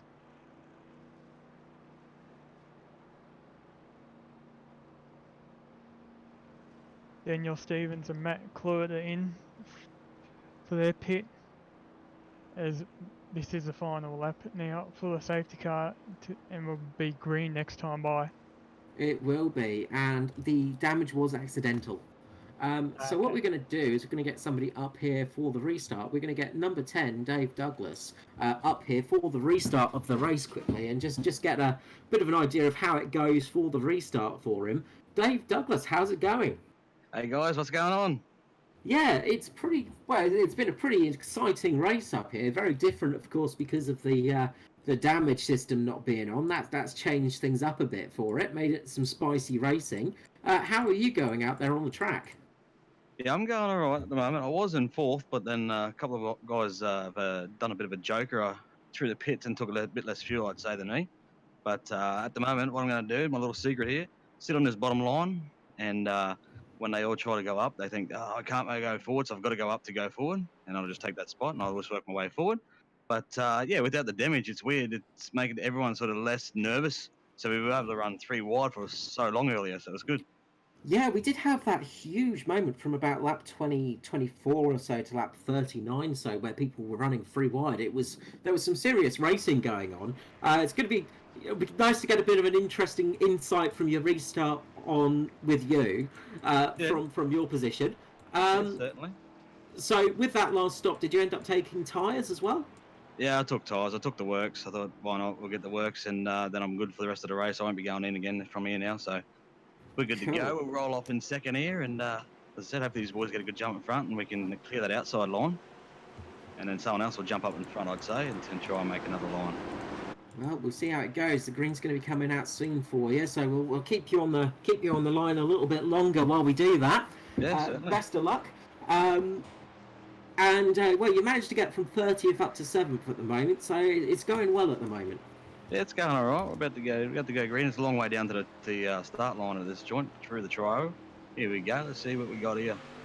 And away we Start go. in front.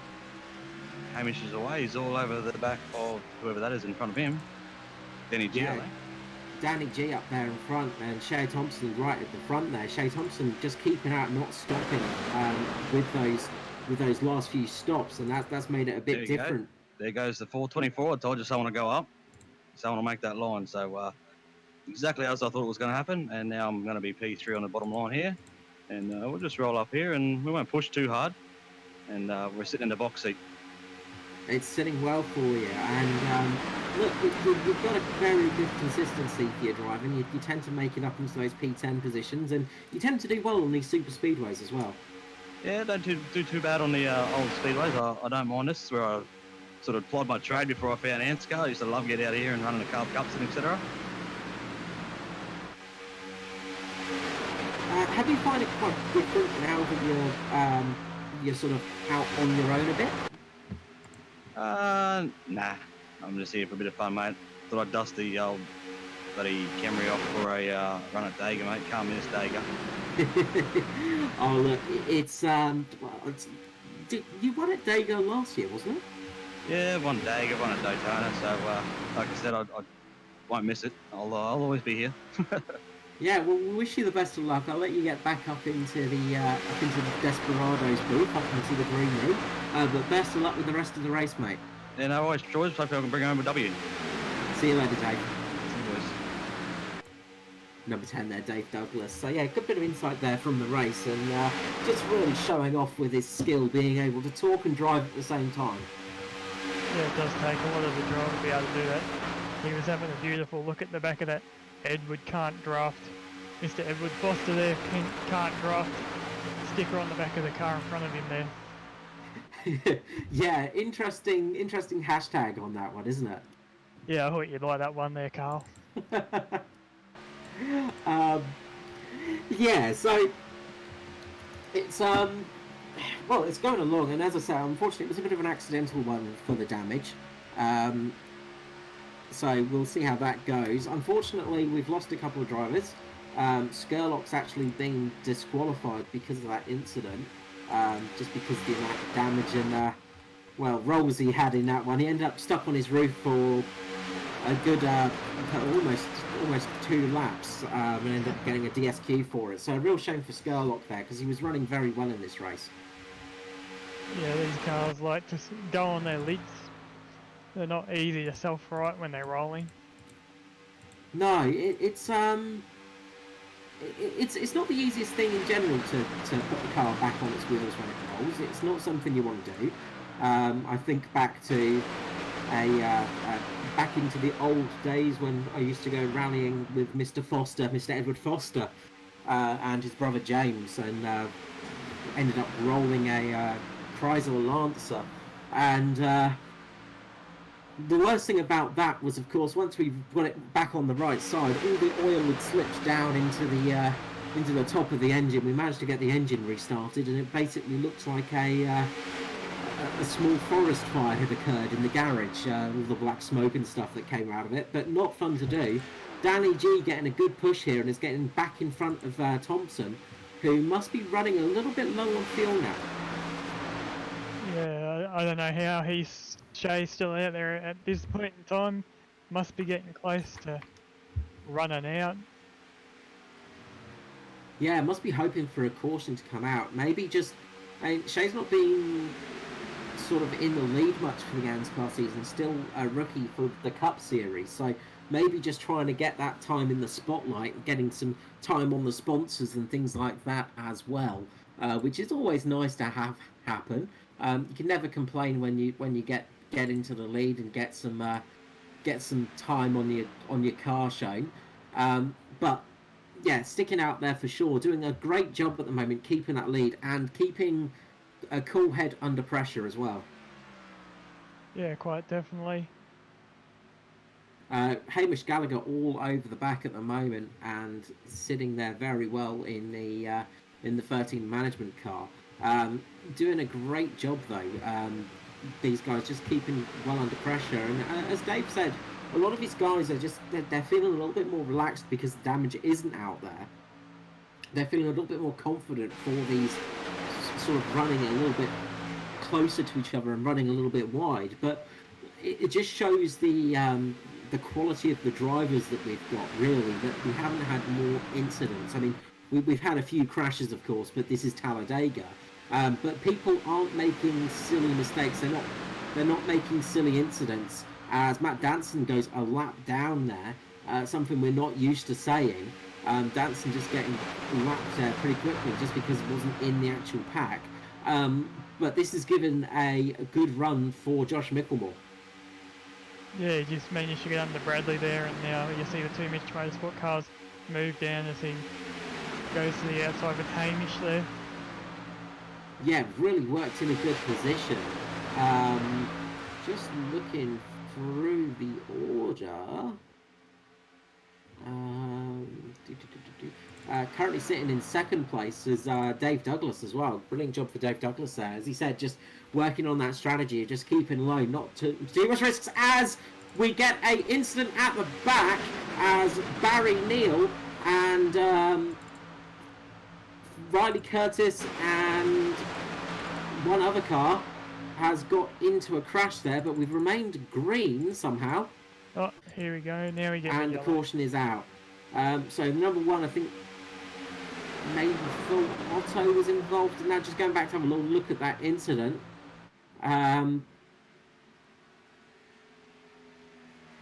Jason Hardigan got involved in that, unfortunately.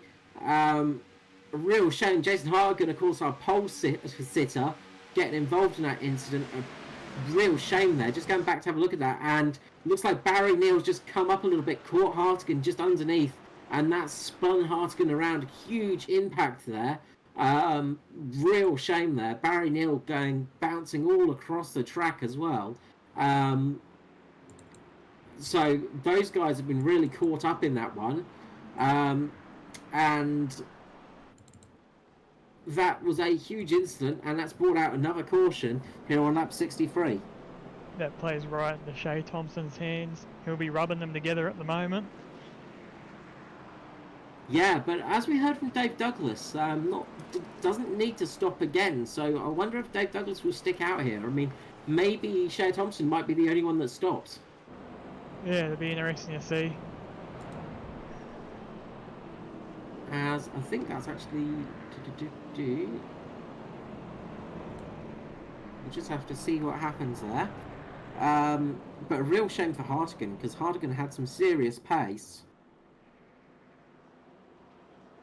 Looks like everyone's going to come down. Oh, No, Dave, there we go. Dave Douglas does the dummy.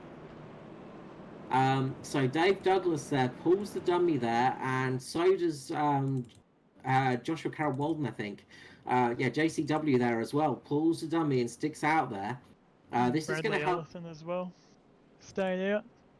As well as Matt Danson. So Matt Danson's going to get back on the lead lap.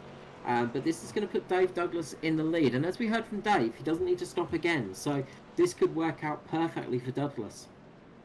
Yeah, a lot of those guys that did stop last time by shouldn't have to stop again. But when you get the chance to put fresh tyres on, you weigh it up sometimes and just see how it plays out. Well, generally fresh tyres are the better option, but we have seen here tyre degradation isn't huge. It is on. I assure you it is on, but it's not a big drop-off here. Because of the draft effect, you don't really notice it that much unless the tyres really fall off the cliff. But another person this has helped out is Matt Hunter, currently sitting in 5th place, started in 27th. So Matt Hunter up there in the Mustang doing a great job so far, and good to see for Hunter.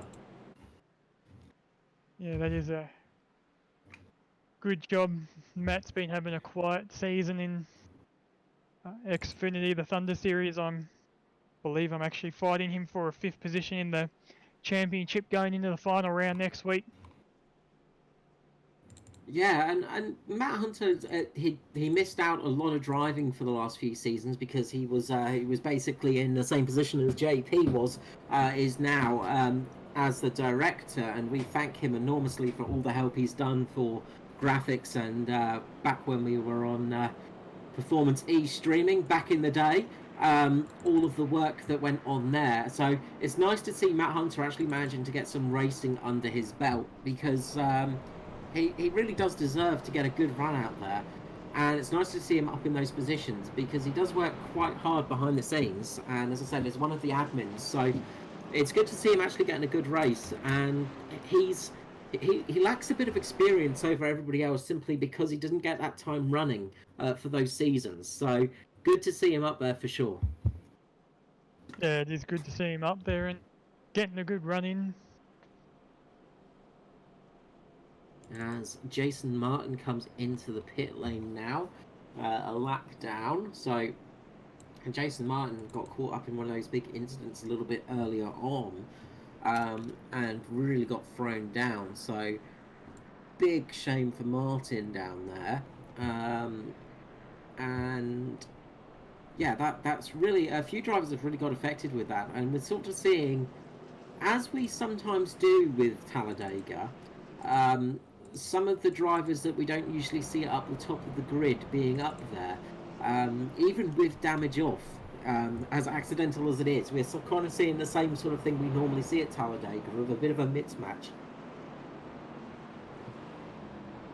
Yeah, it is always anyone's game here at Dega, Daytona, any of these super speedways. It's anyone's game to win.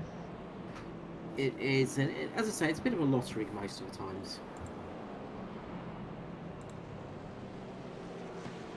Yeah, as long as you're driving, you're in a chance to win, but it doesn't matter. You've got to be in it to win it, of course. It's always a last lap, though. It is, and well, as Dave Douglas was saying, it is such a long front straight, well, tri-oval / dog leg on Talladega that you can really get sort of out of position and sort of manage to get a win on that last lap. You can get a good run on somebody. A person that's doing quite well again is Bradley Allison up in 3rd place at the moment. We've got Norman Clark in 4th place. So just going through the top 10 quickly, it's Dave Douglas, Joshua Carroll-Walton, Bradley Allison, Norman Clark, Matt Hunter, Bradley Kemp, Danny G, Josh Micklemore, Jason Hartigan, and Hamish Gallagher. Guy that I'm surprised to see up there is Jason Hartigan. Being involved in that incident, he's managed to get his way back up into the top 10. Yeah, interesting to see him back up there. It's it was unfortunate, but it's worked out well for him. Still, it's actually gained him positions. Somehow that works. Yeah, somehow that works. A bit like me on the Xfinity race on Tuesday. I was a bit unsure how I managed to gain positions, but I was happy to take them. It sometimes works out with that though on strategy. You sometimes you don't realise how you've done it, and you're just like, well, I'm happy for this. This has worked out well. Another car out there with a great livery is Mark Johansson. A great Anzac Day livery on that car, beautiful white car with the poppies across it, and of course the the ANZAC logo on the front of the car. So great looking car out there. A little bit dirty now though. Quite a lot of bits of rubber stuck to the front of that car. Yeah, they'll all be starting to get dirty out here as we continue on through this race. I believe this is 1 to green here on lap. Yep. We'll be going lap 67 as we cross to go green. Yeah, lap 67, and we'll be going back to green, and Dave Douglas takes the lead. Well, it worked out well for Dave Douglas. We heard his strategy, we heard what he was doing, and it seems to be working well for him. Next to him is JCW, Joshua Carroll Walden. Behind him, he's got his teammate in Norman Clark. So, again, JP Simshed have got some good cars up in those positions again. It's working out well for that team. Strength in numbers definitely does help, but a number of their vehicles have fallen. A guy that has fallen back a little bit is Danny G, but he's next to his teammate in Josh Micklemore. So again, they've got some good cars up here in that top 10 position, so it could work out well for those guys. Yeah, and someone else who's having a good, quiet race there is Bradley Kemp at the moment in 6th position.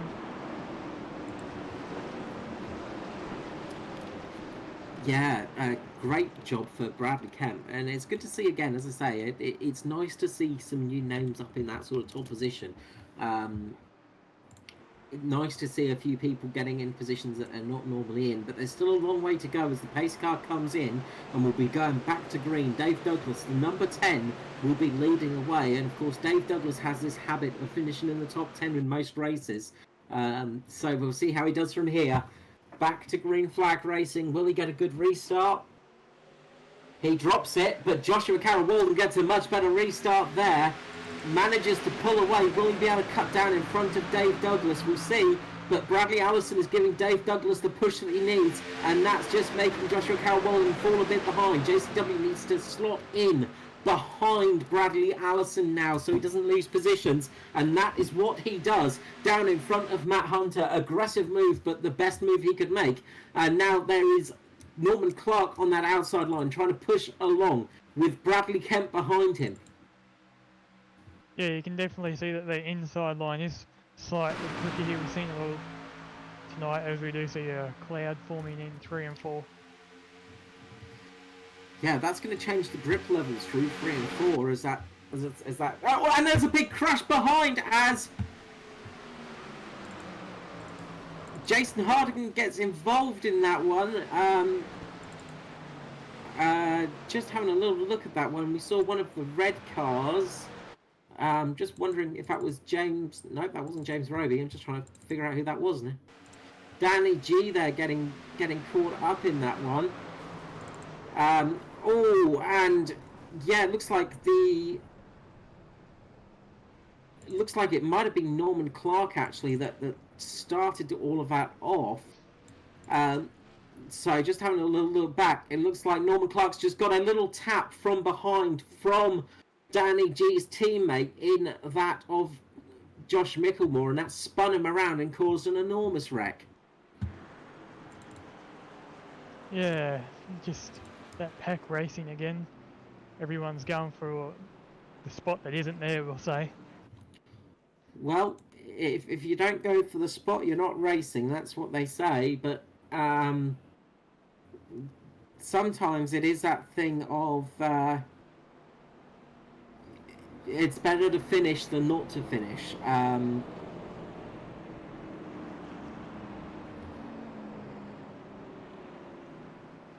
Because, you know, it's all very well going for these spots, but you've got to finish first. And when you do take that attitude of, you know, going for those positions, it can sometimes pay off poorly because you end up losing spots and losing races because of it. Yeah, of course, it was the great saying of Ayrton Senna, if you no longer go for the gap, then you're no longer a racing driver. But it is a sentiment that many racing drivers don't share because of the fact that it causes so many people to have accidents. As we see Matt Danson coming in for a stop now, as well as Danny G. So a few of these drivers are coming in for a bit of a top-up, some fresh tyres, just to see what they can do. But yeah, there's that thing of, to finish first you've got to finish. Yes, very much so. And here, like we were talking about Dega and Daytona, any of these super speedway tracks, you don't have to be first on the last lap. You got to just be in that top pack, and then get it done in 3 and 4 if you can, and run it down to the line to win. That's all it takes. We've seen it year in, year out. That is it, and it is that thing of you can't win a race on the first lap, but you can sure as heck lose one. And that's often the problem is people forget that obviously you do go for gaps and you do want to race for positions, but you've got to get to the finish line first before you can actually get a good result. And again, we've just seen there just that little bit of just slight contact. It wasn't much. It was just a very slight tap at the back of Norman Clark that got him around. And that has really, really affected his race. He's dropped way down the order. He was running very well up in the top 10. He's now down in 18th place. But we have seen in this race people managing to get up those positions. Just talking about somebody that has been climbing back up there is Shea Thompson, currently sitting in 12th place. Did pit for fresh tyres and fuel, of course. And, of course, didn't have to take as much fuel on board because there was less laps to go. So we might see Dave Douglas just starting to have to struggle a little bit at the end for fuel. With these cautions, though, it does help keep the fuel mileage down a bit. So we'll have to wait and see exactly how this plays out. But currently, it's looking good for Bradley Allison and Dave Douglas. In all honesty, I've got to say Bradley Allison is looking like a real strong contender at the moment, as well as Joshua Carroll Walden.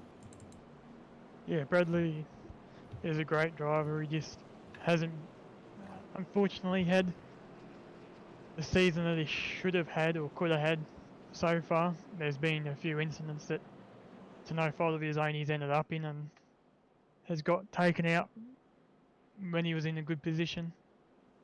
Yeah, but even saying that, Bradley Allison has had some great finishes, great top 10 finishes. Of course, we also had Matt Allison at the start of the season getting, I think, P2 at Daytona. So, no relation, of course, the two. But Bradley Allison has been getting some really good runs and really making a name for himself as well. So, that's the other thing. Bradley Allison has been sort of driving very clean, very good to race with, and that's an important thing for drivers, is building up the trust.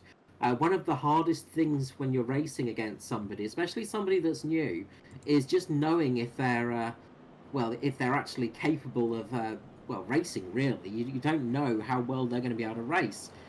So it's kind of hard in a way. It's a psychological thing almost. But Bradley Allison has shown time after time that he is very good at clean racing, and that's given a lot of drivers a lot of trust over him. Yeah, it's always hard when you see a new driver or even a new team come into a major series like ANZCAR to wonder how they're going to perform and kind of predict as a driver when you're around them on the track on how they're going to perform. But Yeah. Bradley has definitely performed very well, all out there on his own with no teammates at this stage. Yeah, no teammates, still a privateer, and I imagine a few teams are going to be keeping an eye on Allison, because definitely one to pick up. We saw last year privateer Joshua Carroll Walden, of course, had a fantastic season, and he ended up getting picked up for JP Simshed in their sort of debut year. But just his performance last season was enough to make people go, this guy is needed on our team. He really made a good name for himself, and I'm sure a lot of team owners are going to be looking at Allison going, we could use him in the team. Yeah, definitely. He brings a lot to the table as a driver. For sure. And just going through some retirements, it looks like Mirko Dortnack, Lindsay Hobbs, Brian Richmond, Michael Skurlock, and Roger Clark are retirements at the moment. Mick Wilson is still in the race, I think, down 5 laps. But it looks like James Roby is also disconnected as well and retired from this race. So a few strong drivers have disappeared, unfortunately. James Roby, definitely one of those drivers that was having a strong race, has disappeared, sadly. But of course, there's always another race. There's always something else to do, and there's always a way to come back. Just looking through the field at Lucky Dog, I think Edward Foster currently is sitting in that Lucky Dog position um, at the moment. So Foster should be able to get back on the lead lap. Behind him is Jason Martin with Tristan Koch behind, 3 laps behind at the moment. So, sorry, 4 laps down, sorry. So Jason Martin and Edward Foster are the only two that are close on that 1 lap down section. But Foster's going to be pretty happy to be able to get back on the lead lap, I'm sure, because he got taken into a few incidents, unfortunately, that weren't his own fault. He was a bit of a passenger in those crashes. Yeah, it's always unfortunate when it's not your fault and you get caught up. It can be frustrating at times, or if you have drivers that purposely dump you or wreck you. It can be very hard indeed, and unfortunately, Edward Foster, his luck tends to be, if he didn't have bad luck, he'd have no luck at all sometimes. It is often the way, jokingly, we do say, because he does sometimes get caught up in those sort of incidents that aren't really his fault, which is, it's very frustrating as a driver when you do have bad luck following you. But it is a thing, is luck, sometimes it does change. And we have seen from Foster, he's been very strong through the seasons. And in championship standings, he always manages to keep up there. Much like Dave Douglas, just able to keep up there in those top 10 positions, eat away at the points, and get himself in a good position towards the end of the season. Yeah. You just gotta, consistency is key in any type of race and any type of points-based series. And especially for oval racing as well, because there are a lot of points on for winning. That it's not like Formula One where you get sort of 25 points for victory and it only goes down to P10. There are points all the way down the grid pretty much, and that does make a big difference. And you often see in these sort of series, you can see drivers getting a championship without getting a win or only getting one win. I think back to my days at Penske with De Ferran in 2001. Ended up getting the championship with a single victory. But just that consistency of finishing in the top 4, top 5 cars all year round really helped out and got him into that position. Yeah, as we seem to have lost Josh there, or he's disappeared. Joshua Carroll Walden. Connection issues there that have dropped him out. Yes. The race. That's a real shame for JCW, who's having a very strong night and was sitting up there. That's a big blow to JP Simshed. A real shame there. And again, it's one of those things that can happen, unfortunately. It is the technical failure of racing online is your internet connection. Much like an engine can blow or a component can break, it is that thing that does add that little bit of frustration, unfortunately. And we know how great the Australian internet is, don't we, Carl? Yeah, it's a fantastic internet that is amazing and one of the world's best. Cough, cough. We don't have anyone holding the gun to our head at all. No, I say that completely of free will. Yes. But yeah, the NBN is not the best internet out there, and luckily they do have some Asia Pacific servers for iRacing, which does make our lives a lot easier for the old ping levels. But now you got 5G causing cancer or something they're talking about. Oh, of course, There's always something, Carl. Oh, that's it. I'm sure the NBN causes fluoride in the water and turns frogs gay, but we'll get onto that another time as the pace car goes in and Dave Douglas is going to lead us away. Will he get a decent start over Bradley Allison? We'll soon see. And we'll go quiet for this restart.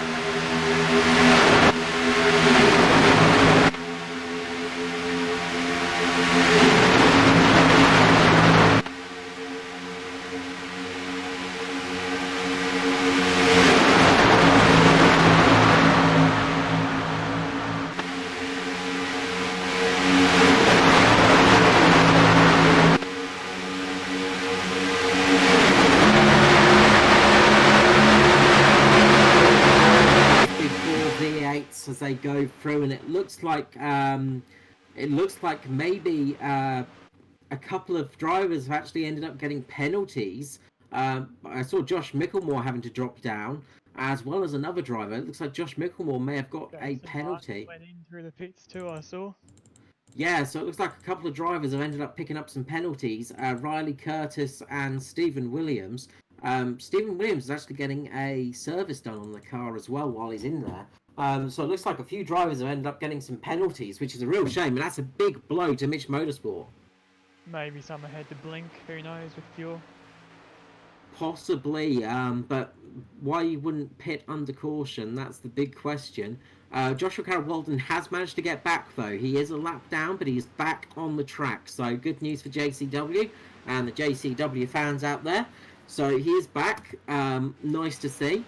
We have lost Tristan Koch as well in this race, but Dave Douglas currently leads us away with Hamish Gallagher in second, and just behind him is Jason Hartigan. One of the cars that got involved in one of those big incidents earlier on has managed to get back up there, is carrying half of a tyre on his front grille at the moment, but he is back up there in third place. Yeah, unfortunately that outside line just hasn't got the go at the moment. No, the outside line definitely looks to be struggling, but Bradley Allison is doing a good job. He's got Matt Hunter behind him, and I think Rob Fletcher there as well. Another driver working their way back up there is Shea Thompson, currently in 7th now, working their way back up there, and of course they're on much fresher tyres than a lot of the drivers around them too.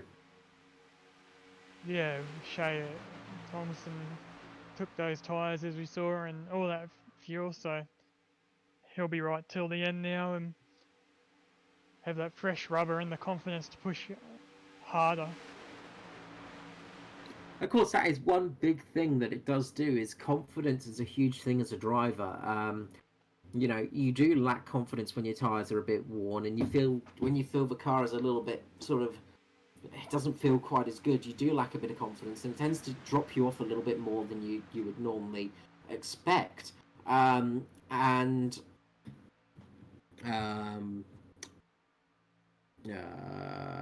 you would have loved to go up against the wall, sliding all the way up into 1 and 2, as we see JCW go down another lap. Yeah, JCW coming up in front of Bradley there for a push. Just going up there, and do forgive me, my timing and scoring has just gone on to a completely different race, it seems, and is playing up, so I apologise about that. But Dave Douglas is sitting up there in first place, doing a great job.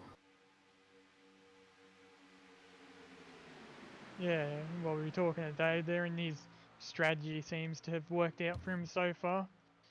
But now Jason Hardigan has just got a great bit of push there, just had a huge burst of speed there, getting up to 325 kilometers per hour, now just dropping down a little bit, but just a huge burst of speed from nowhere there, just managing to get back in front, and it's going to slot back in front of Douglas now by the looks of it.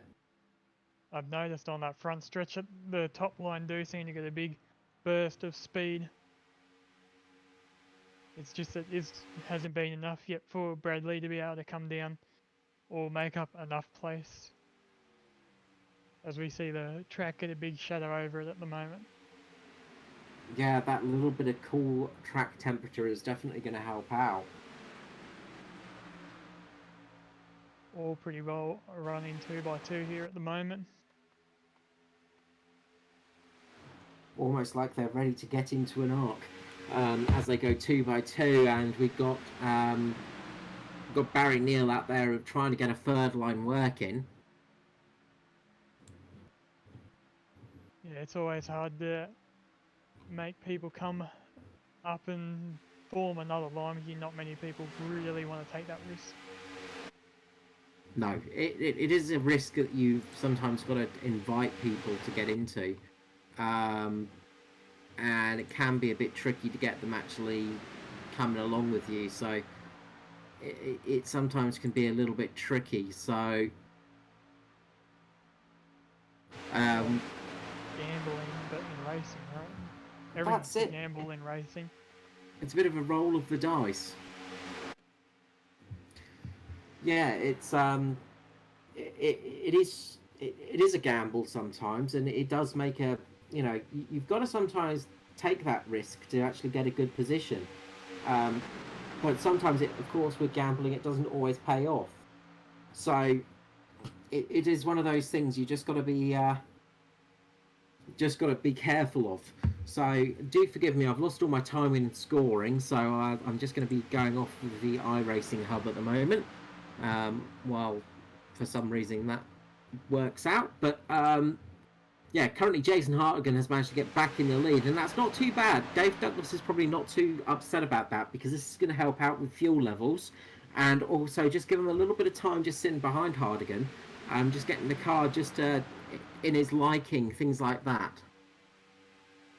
Yeah, like we were saying, you don't have to be first until it's right on that line. That's all that matters. That finish line, as long as you're first over that finish line, and then like Dave was saying earlier, it's a long run down that finish line here at Dagger.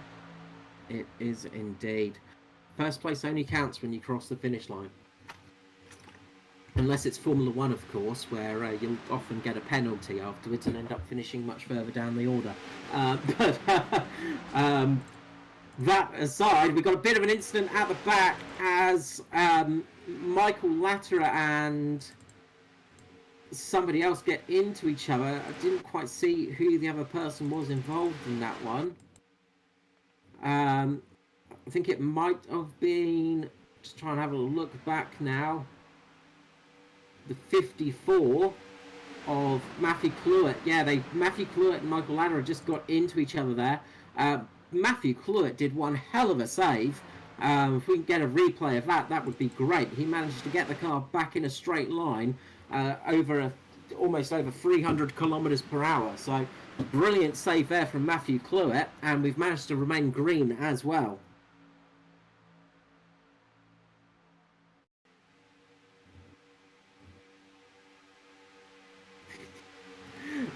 As yeah, that was one heck of a save there from Clewett. Yeah. That's got to be save of the day, I think, so far. But Jason Hartigan sitting out there in the lead as we go on to lap 83. We're coming up to 10 laps to go. Not long now. I'm sure JP's blood pressure's going through the roof at the moment.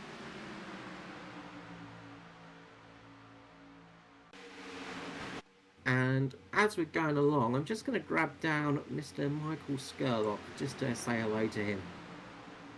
Mick Skurlock, how's it going? Oh, hello, boys. Well, I'm a bit loud here now. Yeah, a bit of a shame there. You ended up going a bit turtle, and things went very wrong from there. Yeah, oh, sorry, I just had to turn my sound down. I didn't realise you saw me message. Yeah, no, it's getting to the exciting bit now. It is. Everything's getting exciting, and we're seeing some great racing out there. Obviously, with damage off, it's given a few people a bit of extra bravery pill tonight. Yeah, the problem is, though, like what happened to me, everyone's getting disqualified. So I think there's probably 7 or 8 guys out there now that if they get touched once, they're out. So I know Danson's got 1 incident point left. So he's going to make a move, but he's got to be super careful how he does it, because 1 touch and he's gone, So I think Edward's in the same boat. Yeah, a few people have got caught out by that, and you got caught out by that one as well. Was it because of the amount of contact you made while you were busy rolling over everybody? Yeah, well, it was my fault. I mean, I can't blame anybody, because I got stuck on where the track starts rising, this little sharp edge, and the car just got balanced on it and was just spinning the wheels. I couldn't move, and then I had to get bumped because I couldn't move, and then I just got flipped over on my roof like a little turtle, and then had to get bumped again, and unfortunately that was too many incident points and I was gone. A real shame, because you were having a good run there actually up until the point where, well, until you turned turtle and everything went wrong. It's an odd thing. I mean, it's a very stressful. Like, racing this is stressful. Like, it might be everybody's got the same speed, blah blah blah, but everybody's really close, and you get claustrophobic, like a real claustrophobic feeling. And some people some people like it. I hate it. And knowing that there's no damage has relaxed a lot of people, and we were actually racing 3 wide for a lot longer than I've ever done it before. So it was good in that way, but not so good when you get disqualified. No. No, real shame, and it was a shame because you were having a great run up there until that happened, and it was great to see the old polka dot car getting back up there again. And well, it's a bit of a shame for the season, although you have got a bit of a lead in the championship still. Oh, they almost got together. Yeah, yeah. No, I mean, it's all right. It's all fun and games, mate. I'm happy-go-lucky. I just come to have, as long as it's fun, I don't mind. Oh, here we go. One the round. Very deal. Oh, he's stuck in the wall. He's pronged in there.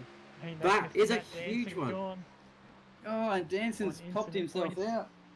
Yeah, and Baron Neal's absolutely stuck in that wall. He's not getting out the safer barrier there. No, he got super glued there. Yeah, that went underneath the wall almost. That was a real big shame. Yeah, just went down, caught Matt Danson, and then just got caught underneath the barrier there. And that has brought out the caution again on lap 87. A real shame there. So what we'll do is we'll say goodbye for you for now, but hopefully we'll catch up with you again next race out, and hopefully we'll catch you towards the end of the race with a win. Well, I won't be winning this one, that's for sure. No, It'd definitely be not. weird on if I this come one. back in for this one for a win, but Oh look, if you can get back in and win this one, Yeah. I'll buy you a lot of beer. well, the rules have been mixed up a lot tonight, so maybe Who knows? maybe I can protest my way in or something. We'll One soon see. Before you go there, Scurler. Yeah, Sorry Johnny. for butting in. Did we see a new sponsor on the front of the car there tonight? No, it's not a sponsor. It's a new team, Relentless Esports. Just started up. It's it's mainly dirt team, to be honest. There's a lot of really good dirt drivers in there, and yeah, it's just like sort of just a casual fun thing at the moment. But we'll see how things go from there. That's great to see after the illusion falling apart that you've been able to find somewhere new to go, and anyone would be glad and very lucky to have you on their team. I appreciate that, mate. Yeah, I mean, some of the core group, we're all good friends, so I didn't really want to just spread out and abandon each other. So we're all at the same place at the moment, and then yeah, see how we go from there. So, yeah, thanks, guys. No worries. Cheers for joining us, Mick, and hopefully we'll see you at Dover, and hopefully it will be up in the top 3. Yeah, well, I'll be back in a little bit for the win, mate. So I'll see you then. Catch you later. See you guys. Mick Scarlock there. So thanks for Mick coming down. Yeah, that was a race destroying incident there. But that caught out a few people, and as you say, that's taken out a few drivers as well, because that has dropped a few drivers into the DQ. Most noticeably Matt Danson, but we also lost Matt Hunter as well. Also, we are on time now, so this is going to be a green-white checker. So we're going to have a hybrid racing solutions green-white checker for this one. Yeah. Sorry for butting in there, Carl. I just No. had to ask that question. I saw it on the front of his car during the race, so thought, why not? You're here to talk, so there is no apologies needed. You're always welcome. So yeah, we've got a green-white checker situation here, and it's looking good for Jason Hartigan, you must say. But Dave Douglas is going to be pretty hungry about this.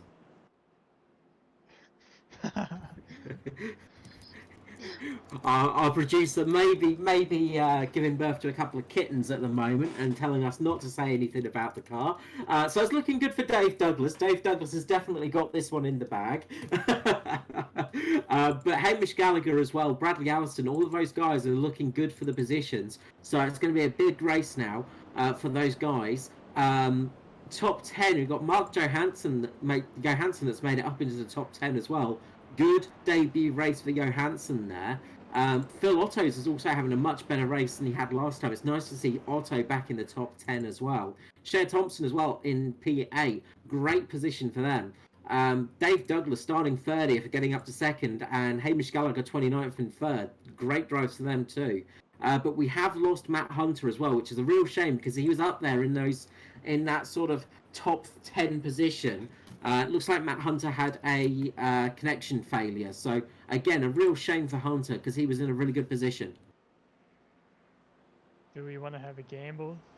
No, because we will get fired by a producer. So, if there are new voices next time out at Dover, then you know what happened. But the car is going to come around, so it's going to be a green, white checker. Hybrid Racing Solutions white flag lap will come out shortly. But this has been one heck of a race. It's been a very different race, of course, because without any damage, it's made things very, very topsy-turvy. It's been an incredibly different race for us to call. Of course, we'll have damage back next time out. It was a mistake, unfortunately, for this one, but not a totally unwelcome mistake, in all honesty, because it has made the race very interesting and very very different. It's given us some very different types of driving out there tonight. Yeah, it definitely brought through some really great drivers like Bradley Ellison. Got to be careful. And other drivers like Rob Fletcher, Kemp, and all those drivers, that we don't see up here that often.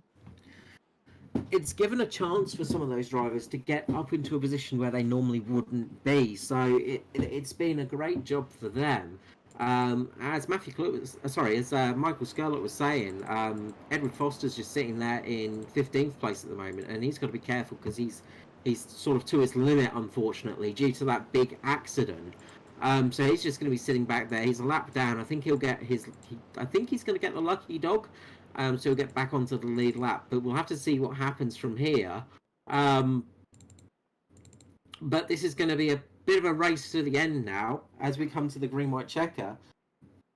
It's going to be a very tense race, and you've still got Danny G up there in the top 10. He's sitting there ready to go. He's got some serious speed in him, so it's anybody's race to win, and. Well, it's been a very different Talladega for sure. Yeah, it's been interesting. It's been interesting for us to call, and hopefully we've kept it good up here for all our viewers. Yeah, I do hope everybody's enjoyed the commentary tonight. It's been, as I say, it's a very different race to call because we're not used to that sort of. We're not used to not having damage, for instance. It's a very different thing for us because. Normally at Talladega at this stage of the race, you've got a couple of cars running around on free wheels, and a driver sitting in his window trying to keep the car balanced. But it has really made a difference to this race and changed things up. It would be nice to have everything back to normal though for Dover next time out, but it has really changed things up and made an interesting race a little bit more interesting, I guess. But unfortunately, it has taken a few drivers out of the race that we normally would have seen a little bit further up there, which has been a real shame. It is a shame to see some of those drivers get out and get taken out because of incident points. Just Matt Hunter has managed to get back. He's currently in 22nd place, unfortunately, so he has lost a lot of positions. A real shame for Matthew Hunter because he had a fantastic drive. And a well-earned top 10 place he was looking good for. Yeah, he was looking good up the front there. And we don't see him up there that often, which is, like we was talking about, these races, this unfortunate incident with no damage just brought some fortunate for other people. It has really helped some people out for sure, and well, it's definitely helped a few people out who were involved in incidents. Just look at Jason Hartigan. He had a couple of times, he'd been in a couple of incidents, unfortunately, but he's managed to keep the car going, and he's got no damage, of course, so that's kept him in the race. Otherwise, he would have been out long ago. So they're starting to form up now, 2 by 2. The pace car's going to come in. It's going to be the green-white checker. It's the Hybrid Racing Solutions white flag lap after this one. So we're going to get 1 lap of green, 1 lap of white, and that's the end of the race. So here we go. It's all or nothing now. Anybody could take this. It's anybody's race to win. Who's going to take out Dega? as we hear the hands get rubbed in the background. Didn't know if you could hear that or not. Getting ready for this. So as they get ready, Hardigan's going to get ready to drop the boot. As Dave Douglas is sitting out there, he's looking pretty racy as well. Who's going to get the best restart? We're soon going to find out. Dave has got it, and Bradley Ellison jumped down in front of Jason as well. Jason kind of just didn't get the start there.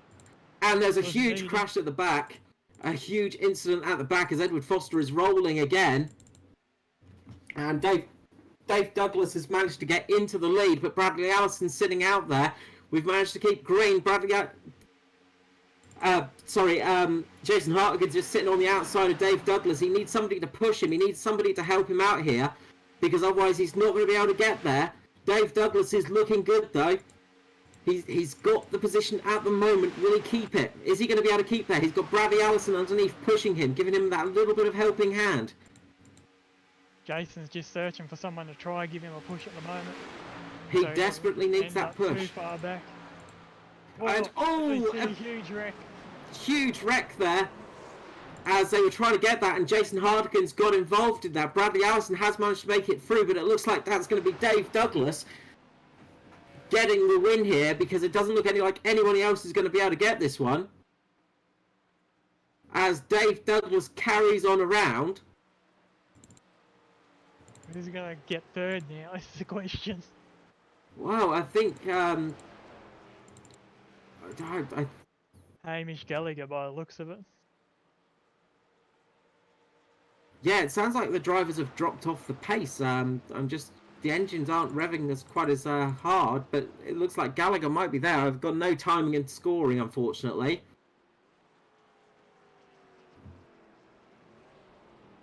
But Dave Douglas has done it.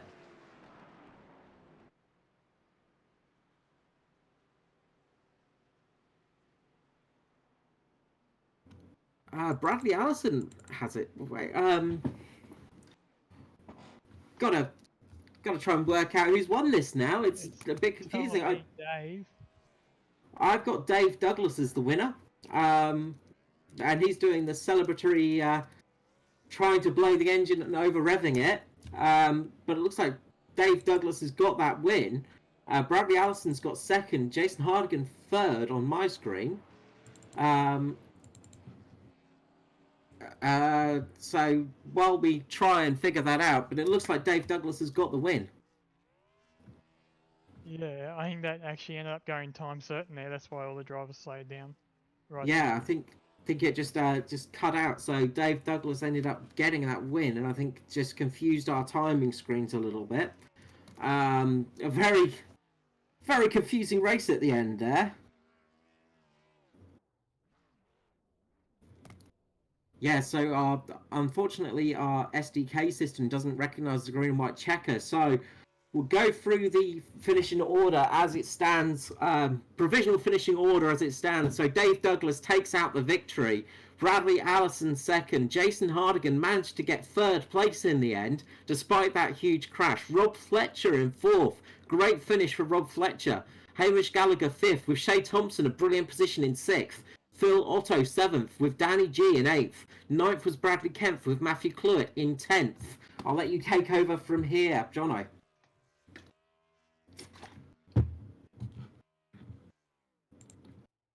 I've got Jono there. No, I'll carry on. So Mark Johansson manages to get P11. P12 was Steve Black. Riley Curtis in 13th, with Norman Clark 14th. 15th was Barry Neal, 16th Edward Foster, 17th Josh Micklemore, Joshua Garwalden 18th, 19th was Matt Hunter, managed to get a few positions at the end. Jason Martin 20th, Stephen Williams 21st, 22nd was Michael Latterer, with Matt Danson finishing 23rd, Danny Stevens 24th, with Tristan Koch 25th, 26th was Raymond Yeager, James Roby in 27th, 28th was Mick Wilson, with Mirko Dortnack 29th, 30th was Lindsay Hobbs, Brian Richmond 31st, Michael Skurlock ended 32nd, and Roger Clark 33rd. But Dave Douglas gets the win. So what we'll do is grab him back up to the booth to say hello to Mr. Dave Douglas. Number 10, Dave Douglas. Welcome back to the booth. Yoo! I What's going on, boys? Didn't know if we'd be talking to you so soon after that. Seems like Hey. good luck charm. there you go. Congratulations on the win. Yeah, cheers, boys. How good was that? I told you I was going to get the W. You did, and you absolutely proved it right. Your streak on these super speedways continues. You just seem to have that bit of luck and that bit of skill just to get there. A bit of confusion at the end. The race ended up going time certain, didn't it? It did, so yes. So I think a few people were a little bit confused.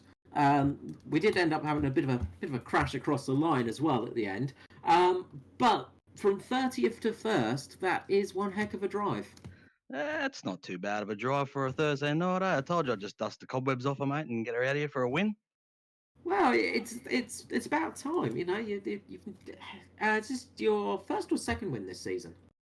Oh, probably my first, I think. Yeah, it's my first this season. Yeah, because we've had you up in the booth a couple of times for a few top 3 finishes, but being in P1 that's going to help you enormously, and it's great to see. And as I said, Dega seems to be one of those tracks that really likes you.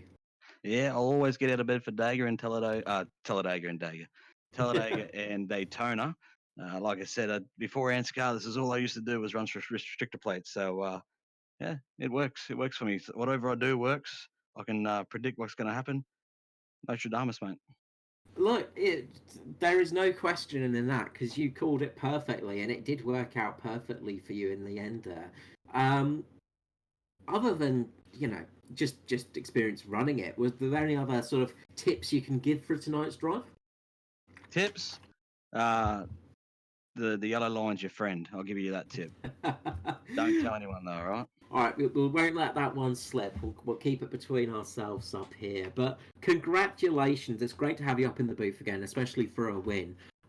It's been a while, but yeah, congratulations. How are you feeling for Dover next time out?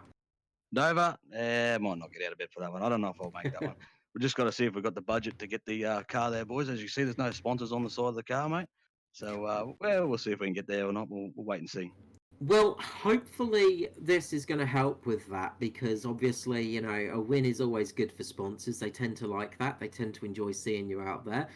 So hopefully this will help a few teams and a few sponsors notice you and pick you up for the future. But before I let you go, obviously no sponsors or teams to thank tonight for your side. But anyone else you'd like to give a shout out to?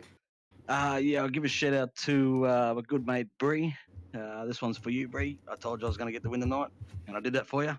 But just thanks to myself, thanks to my spotter Matthew Danton, and the boys in the green room, and especially for Bradley Ellison there. He was on board with that whole restart, and yeah, he nailed it.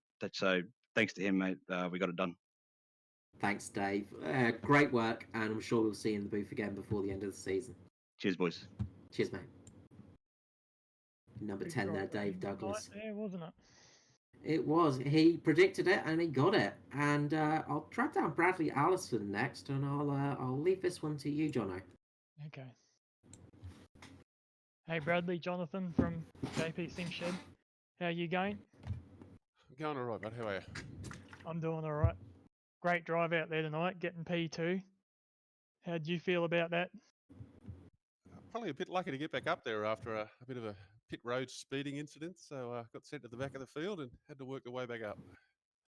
Yeah, I saw that halfway through the live stream there. You kind of got pushed back end of line. Just come in too hot, did you? I must have. I may have even been speeding going out. So I think it was actually going out. I was trying to beat a position out. So anyway, 4th to 24th and got back up there. So happy with the result for sure. Yeah, very happy with it being your rookie year. It's a big task to get even a top 10 finish in ANZCAR, so to get a second, congratulations. And is there anything you'd like to add or anyone you'd like to thank? Barbecues galore for the sponsorship, of course, but I'll get that win eventually if I just keep plugging away. Thanks for the commentary and the telecast. It's good. That's all good, Brad. Have a good night and soak it up, mate. Thank you. Cheers. Thanks, Brad. I'm sure we'll see you up in the booth sometimes later this season. You're definitely keeping up the good performances this year. Yeah, well, I'm not dead yet, so it's always time. Cheers, Bradley. Have a good night. Thank you. Bradley Allison there, P2. And last of all, we'll grab up Jason Hartigan, P3 in the end, despite I think numerous times being upside down, nearly upside down, or involved in a major crash. So yeah, Jason Hardigan, Carl Withy here, JP Simshed for the Abruzzi ANZCAR Cup. How are you going? Good, mate. Good. I'm happy with that result, but unhappy that it wasn't a win. But yeah, it was good. It was a good race Well, today. I am sure that win is going to come for you sometime soon. It's you're getting closer and closer each race in the cup, and of course, you got the win in the trucks. Was it this weekend, or was it the Xfinity? I've got 3 wins so far this season in the Xfinity series. That's right. Yep. So it's only a matter of time before we get you up there in the cup. You've been having some great drives, and you've definitely got the speed. Starting off in pole was obviously quite good. Obviously, a bit of a different race with no damage on, and that definitely seemed to help you out tonight a little bit. Yeah, I did. I got caught up in a couple of wrecks out there, so not having any damage definitely allowed me to crawl my way back up. But yeah, it was a good race. It was pretty tight, but I was actually at the end. The race actually went time certain, but I think because we're under green white checker, it just decided to play that out. So Yeah, it was a little bit of a uncertain finish there. Things didn't go so well, but things played out in the end. You managed to get the P3, which is just great for you. And again, great for you for the team JP Simshed. Again, being a rookie, sort of, well, you had a couple of races last year, but sort of being in that sort of your first proper season in the series, and especially with a new team, it is working out quite well for you. yeah, it is, and yeah, all the boys are very supportive and keep pushing me, and I think I'm pushing them as well. So we're going well, so it's good. Look, it is only a matter of time before you get up there on the top step of the podium. I can see it happening soon. Before I let you go, anyone you'd like to give a shout out to tonight? Yeah, I'll give a shout out to all our sponsors: DriveSim, Goodyear Auto Care, Abruzzi Racewear, Jinx Shifters, and yeah, all the shout outs to all the JPSS lads, for helping us week in week out. Yeah. No worries. Look, thank you so much. And look, I'm sure we'll see you up in the booth again before the season's out. Dover next week, so a bit of a different track to the Super Speedway. How are you feeling for that one? Yeah, I'm pretty confident. I think I won the Xfinity race there earlier in the year, so hopefully it's a bit of a practice for next week. So yeah, I hope so. Hope it goes well. Well, fingers crossed we'll have you back up in the booth next week. All right, buddy. Thank you. Thanks, Jason. Jason Hardigan there for JP Simshed and getting P3. So that was a very chaotic race in the end, wasn't it, Jono? Yeah, it was very interesting, especially not knowing what happened on those last laps there. But that's the iRacing system, I guess, sometimes for you. Yeah, it was a little bit higgledy-piggledy, and we do apologise about that for the broadcast. As we said, it was unfortunately the damage system was a bit of a mistake tonight. So usually damage is fully on, but we appreciate everybody that joined watching us, and thank you to everybody that has subscribed to us and watching us now, and of course on the replays, things like that. Before you go, anything you'd like to add, Jono? Not really, just a thank you to, like you said, all the new watchers and subscribers and all of our sponsors here at the JP Simshed channel and on the ANZCAR side of things. Yeah, absolutely, and a big thank you to all the sponsors and all the new joiners. So, from myself, Carl Withy, from Jonathan Hancock, and from JP himself up in the booth doing the cameras, we wish you a good night, and we will see you next time out at Dover. Bye bye.